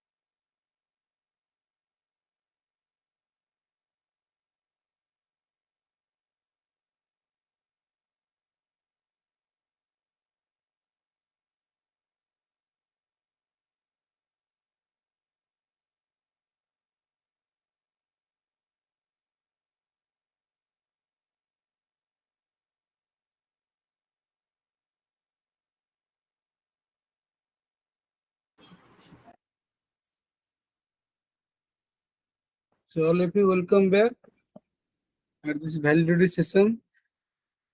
Thank you all of you for joining this 6th day. If anyone want to say anything regarding this Atal FDP,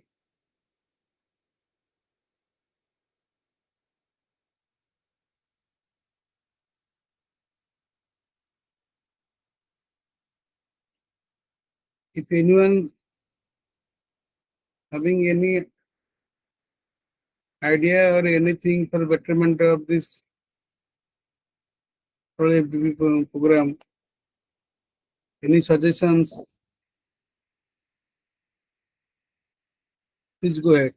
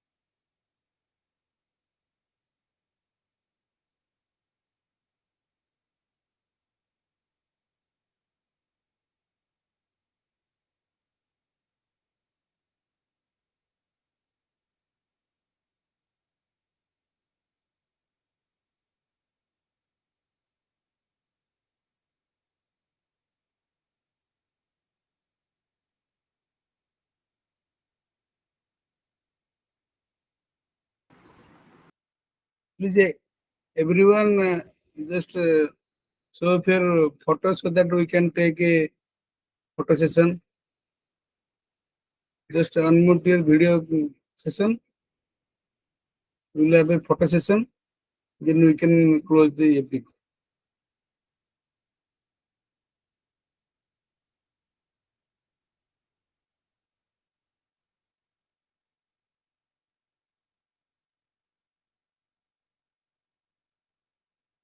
Please, everyone, show your face so that we can take a photo session.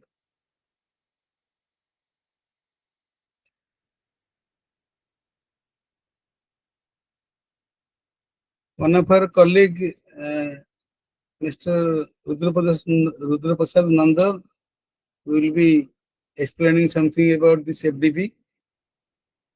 He is one of our most elegant teacher. Sir, please share something about our college. Okay, sir. Okay. Sir, it's a very good FDP program for last since 6 days, and I have enjoyed a lot. This sort of discussion about drone training as well as satellite as well as circuit will enlighten us, strengthen and broaden our horizon of the intellect. So just I want to contribute my little mighty for this purpose. We have just engaged in the evening hour beyond our class hour, beyond our academic hour, and it will enhance our knowledge, and it will actually a very good session so that we will learn a lot from this FDP. Thank you, sir. Thank you, sir, for your enlightening words. If anyone want to share anything, it's most welcome. All of you are giving so much time and faith on us. As a first time we are applying this FDP and successfully we have conducted it. Many in life, many hurdles and many but resistance will be there, but we have to go ahead. Every situation, some different problems are there, but we have to anyhow we have to handle that situation. We have to solve that problem. This way we have conducted this FTP. It's a we are applying this FTP in a very casual manner, but in a step by step we are collecting all the document level work. Then resource person, we have contacted every resource person. Then know how to handle them, how to encourage them to be part of this FDP from IIT, from scientists, from DRDO, everywhere. We are going through that. And finally, we have conducted in that 60 FDP program. One of our colleague will be also there. I will be inviting him. Abhiman sir, are you there?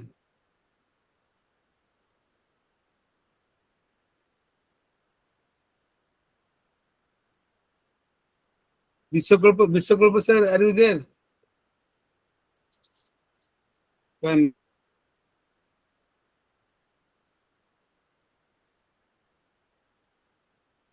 Yes, yes. Yes, Priya. Priya sir, Sir, thank you. Thank you for arranging such a wonderful FDP. I actually really enjoyed a lot. The 6 day, I think it was a nice session by each and every resource person you have selected. Those are very intelligent and have the depth knowledge in that particular area. So thank you for arranging this kind of session and hope you will continue in future, and I will definitely participate, and I will definitely encourage my colleagues to participate in this kind of events. Thank you so much. thank you, sir. एक minute आपका नाम में थोड़ा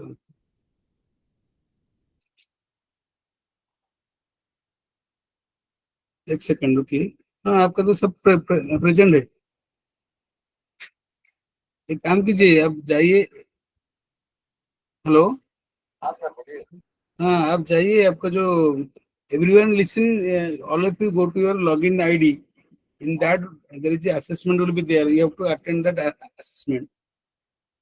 There will be no separate link will be provided to you. Only in the login ID of our site, you have to log in, then go to that assessment and do all the test link is there. In that you have to attempt all the answer. So question you have to put the answer. Then at the feedback session, you have to give all the feedback. Then only you will get the certificate. No. अभी तो मतलब link में open नहीं होगा मेरा. हाँ, तो ठीक है. Good. That's why I told you, you will always go to in a coverage area, having a good coverage area, good network area. Otherwise, you have to go for a broadband system, broadband connection. Word कीजिए, एक काम कीजिए, word कीजिए. जब network आएगा तो हो जाएगा. Don't worry. टाइम है. Don't worry. लिंक है होटल में लिंक है. Don't worry.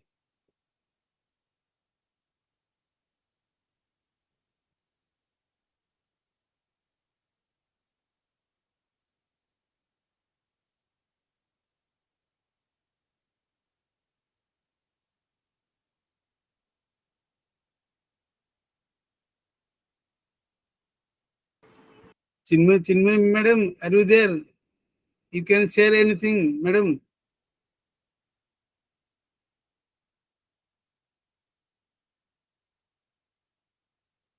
ऐसे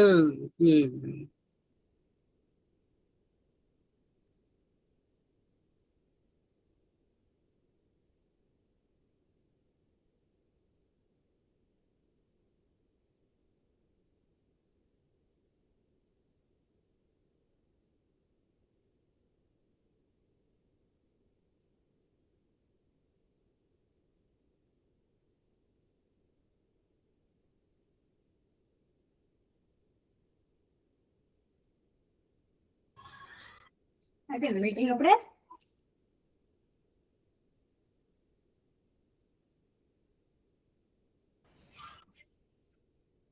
Sir, thank you, sir, giving certificate. Hello. Thank you, sir. There is a Sir, problem in certificate the right side logo is not visible, sir. No. there is I contact to Atal. There is a problem in that uploading of the logo. They will be updated in the up to Monday or Tuesday. They will be updated. Okay, Because of Diwali, re-download all are in in a hall. There is some problem will be there, maybe due to some that format mismatch will be there. Maybe that it will be again down. You will be again download it. When Okay, it will thank be okay, I will share in the group. The logo Okay, is uploaded. You will again download it. Okay, sir. Thank you, sir. Thank you so much. Thank you, sir. Mr. Titu Anujan, are you share anything, sir? Tipu sir, if you want to share something, you can share, sir. Yeah, I think it's audible. Yes, audible. Yeah, myself, Tipu, I'm from Kerala. I think it's first time I've attending. Thank you, sir, from outside. this. How will you know this FDP, sir, as a search or what? In that Atal FDP, you have searched it, or you have had that interest in that area? It's my interest drone area. Area in antenna designing and the area in 6G like this one. So Thank you, sir. in the section related to this area, next generation communication. So most of the sections are very good for me. Just to improve my knowledge, also to support my students for research areas. Thanks for arranging the section. Thank you. Thank you, sir. Anyone, Nityam, madam, if you want to say something, please, ma'am. Yes, good evening all. Actually, I'm Good evening. from Chennai, Tamil Nadu, Chennai. So I'm working as an assistant professor in SRM University. So this is my actually third session, that is third Atal FDP. But it is very clear about UAV networks, all that is drone details, everything and all very much clear, and my interested part is the same. So thank you for this opportunity. Actually, Thank you. from SRM University, actually, I have done to FDP. From that, I have gained experience. Oh, okay, sir. Nice. That's why I am applying for this FDP. I have not that much of confidence to apply, because only I am applying 2-3 FDP, and in SRM, actually through SRM University, I have applied 2 FDP. From that, maybe I could not remember the name of the coordinator, sir. Okay, I contact to him and just ask, sir, what is the process? He just told me that simply you have to go for the ACT portal, Atal portal, and apply it. Then you will be automatically, everything will be solved. Yes, sir. Yes, sir. I told him, sir, how will we get that 13 session and so much of resource person, IIT, NIT, how to contact. He told me that don't worry, once you put it, automatically someone will be, there will be friend circle will be there, they will be help you. Nice to hear, sir. Same in the SRM that WhatsApp group, I have shared this. Okay, sir. And maybe 3 to person will be there. Thank you, sir. Thank you, sir. Azhar sir, if you want to say something, please, sir. Very good evening, everyone. You're from Kashmir. Yes, you have asked some question. Yes. I Yes, remember. yes. Thank you so much for each and everyone for this lovely session. I'd say it was so nice, and it was most important for each and every one of us. The knowledge was very nice, and in future we look for the more sessions with you, sir. Thank you so much, sir. Thank you. Our Madhusmita madam will be there. He is actually the one who is inspiring me to apply this FDP. Because at the last moment at 4 p.m., he told me that, sir, anyhow you put it. You just applied in the 4 p.m. I'm applying. That's the last day, 4 p.m. I'm applied for this FDP. Ma'am, please, ma'am, if you want to say something. Thank you, sir. Good evening, sir. Good evening. I am Madhusmita Mahati, EC Department, Aryan Institute of Engineering and Technology, Bhubaneswar. So I'm very inspiring with you and all our research persons who have taken classes. Really, they are motivated us, and their speech is countless. And I want in future this type of FDP be conducted by our professor. And he's nicely conducting. As a thank you to all our organizing teams of our FDP teams, Atal FDP teams. Thank you all participants. Thank you all FDP teams of Atal FDP. Thank you, sir. Actually, we are planning for next year, maybe offline FDP or maybe online. Madam will be our coordinator, because what the process is. Actually, what the process is there. I'm always there. I'm always there, sir, to cooperate with you, sir. No problem. No. Actually, process is Anywhere. what once I will be coordinator for this year. I could not be coordinator for next year. As per online FDP, I could not be coordinator. I can be coordinator for offline or maybe that Bani process. So Okay, sir. we will definitely apply for next year, and Madam will be our coordinator. If you all of you interested, you will be sharing all of you. We have all members mail ID with us. Madam, where is Abhimanyu sir? I told that he will be sharing something. Yes, I will just inform them. Okay, sir. Chinmay madam is there or not? Chinmay madam is there. Sir, network problem, something. I Due think to some network problem. actually Network today difference. today actually it is all of them will be rush for the Diwali holiday. That's why everyone Yes, is asking yes, for, sir. sir, please Yes, sir. change the Remind. test time. But Yes, actually sir. test Sir, time is only for this. Jagan sir, sir, Jagan sir, please sir. Sir, happy Diwali to all of you, sir. Happy Diwali to all of FD you. and participants. Happy Diwali, sir. One of our old colleague Jagan sir, can you speak anything?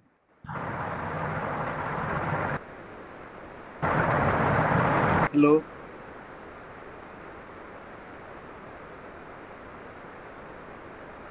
If anyone else, if you can share anything. Chinmay madam, please. He is our electrical department from Iron Institute. Many Madam, thanks to please share. Chandan sir. Sir. So good evening to all of you. So actually from him only I came to know about this faculty development program, and this is a recent trend, and all of us actually very eagerly awaiting about knowing the something about this artificial intelligence, drone technology, all these things. So though I am actually very means I know very little about this drone technology. So I am very thankful to this Iron College of Technology, the coordinators, and all the resource persons. They were very talented, and so very easily they could make us understand so many things about the drone technology and artificial intelligence, smart grids, all these things. So I am very thankful to the coordinators, principals of Aiet Technology. So thanks to all of you. Thank you so much. And I request President sir to actually provide us the PPTs and Yes, sir. the Yes, PDFs. sir. We will Because provide during the all video Google Form link, that drive so many link I have times there was provided, no all the network PPT. problem. Sir, Okay. sir. Thanks. Thank you, sir. Happy Diwali, sir. From this platform Happy only, Diwali to I all am of you actually. Happy Diwali to all of you.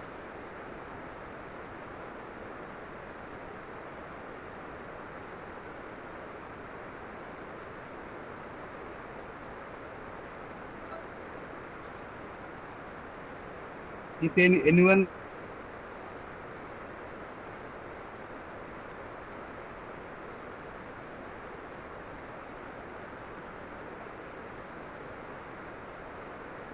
Hello.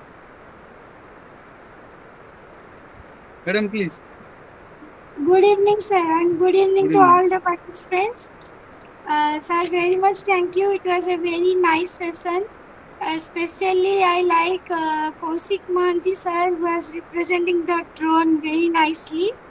And it is really a very motivational speech.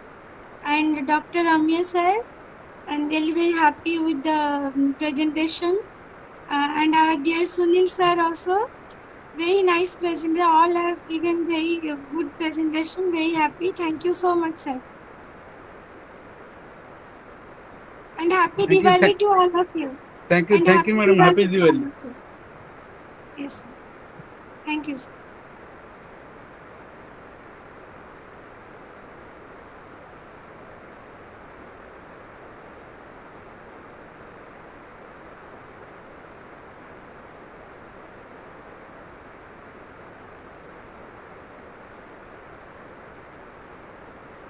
I think all of you have submitted the assessment. If due to network issue or any something unavoidable situation, you cannot appear the test. I will try my best to share a Google Form link. But if you try in that Atal online portal, it is easier for you to get the certificate directly. If I provide the Google Form link, then it will be somehow late 1-2 days because I have to enter all the marks. It is not possible for 300 participants to enter all the mark and attendance. So try to give the assessment or test link through the Atal FDP online portal. Be there whenever your coverage will be good or you're having a best network coverage, you can appear that test.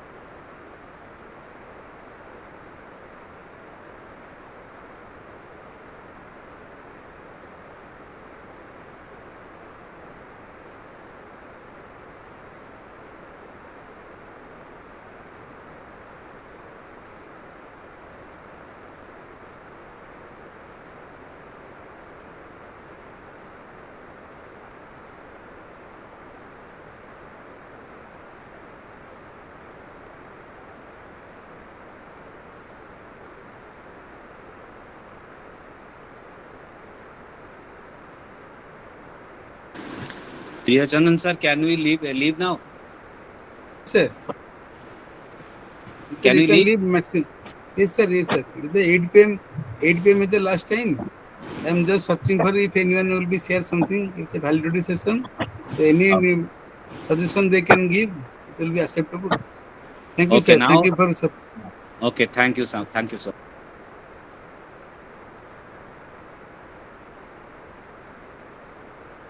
regarding any issue regarding your attendance or certificate and test link. I already share you.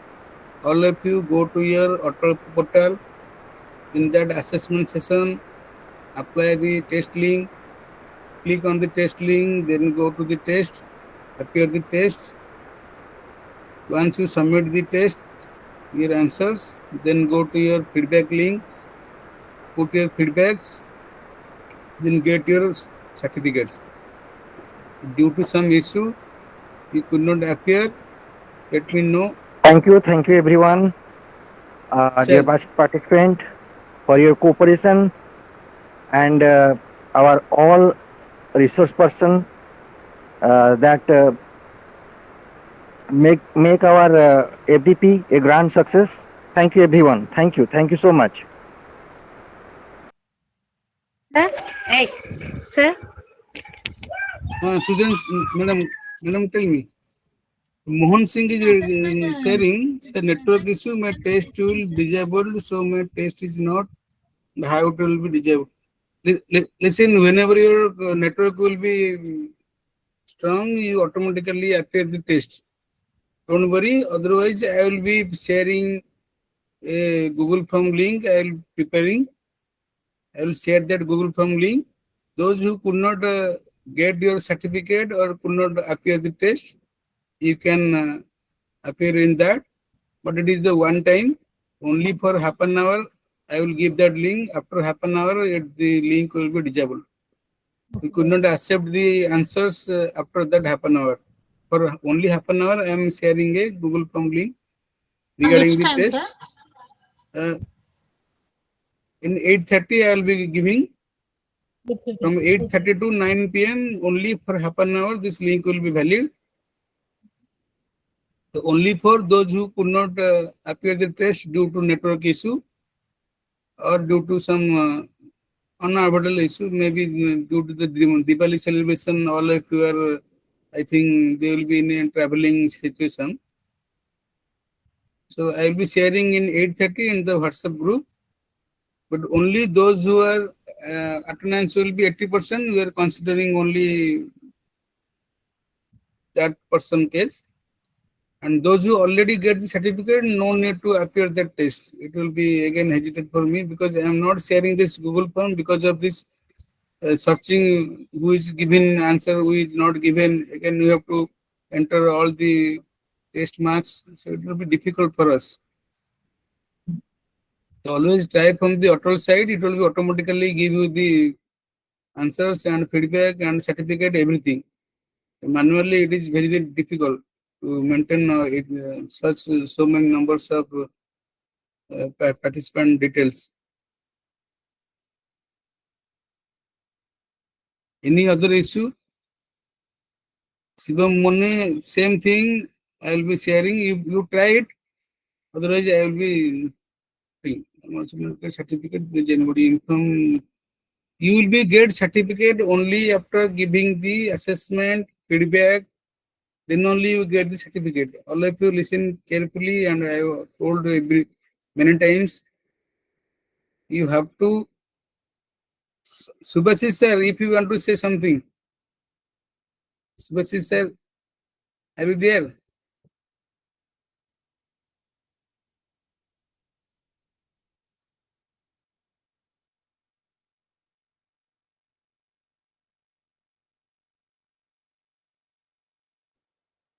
After submitting the feedback, you will be getting your certificate. In the certificate session, you will click it and you can download it.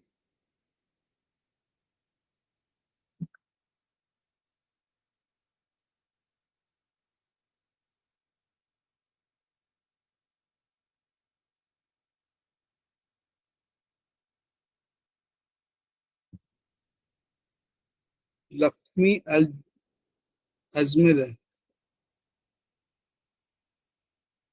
Attendance will be absent. Attendance will be taken from the Google Meet link. So every day I was sharing all the attendance link. If you have any problem, you can, in that timing, you should inform me. At the last moment, if you share me that I was attending from different email, then it is difficult for me to giving you that attendance. Still, I will try to give you all the help, but you have to share me about your detail. From which mail you have appear or all this. Yes, you are present. What is the problem? Lakshmi Ajmera, what is the problem? Your attendance is present. You are not getting certificate because you cannot give, maybe your assessment you cannot give, or maybe your assessment you could not get 70% mark, or you are not providing all the feedback details. Submit all the feedback, then you will get this certificate. Last time I am giving you information for getting certificate, you have to appear 80% attendance. You have to secure 70% from the assessment mark. Then submit all the feedback, then only you are getting the certificate. From my side, thank you all. Happy Diwali. We are including this online FDP. Thank you. It's a very good session. Thank you all.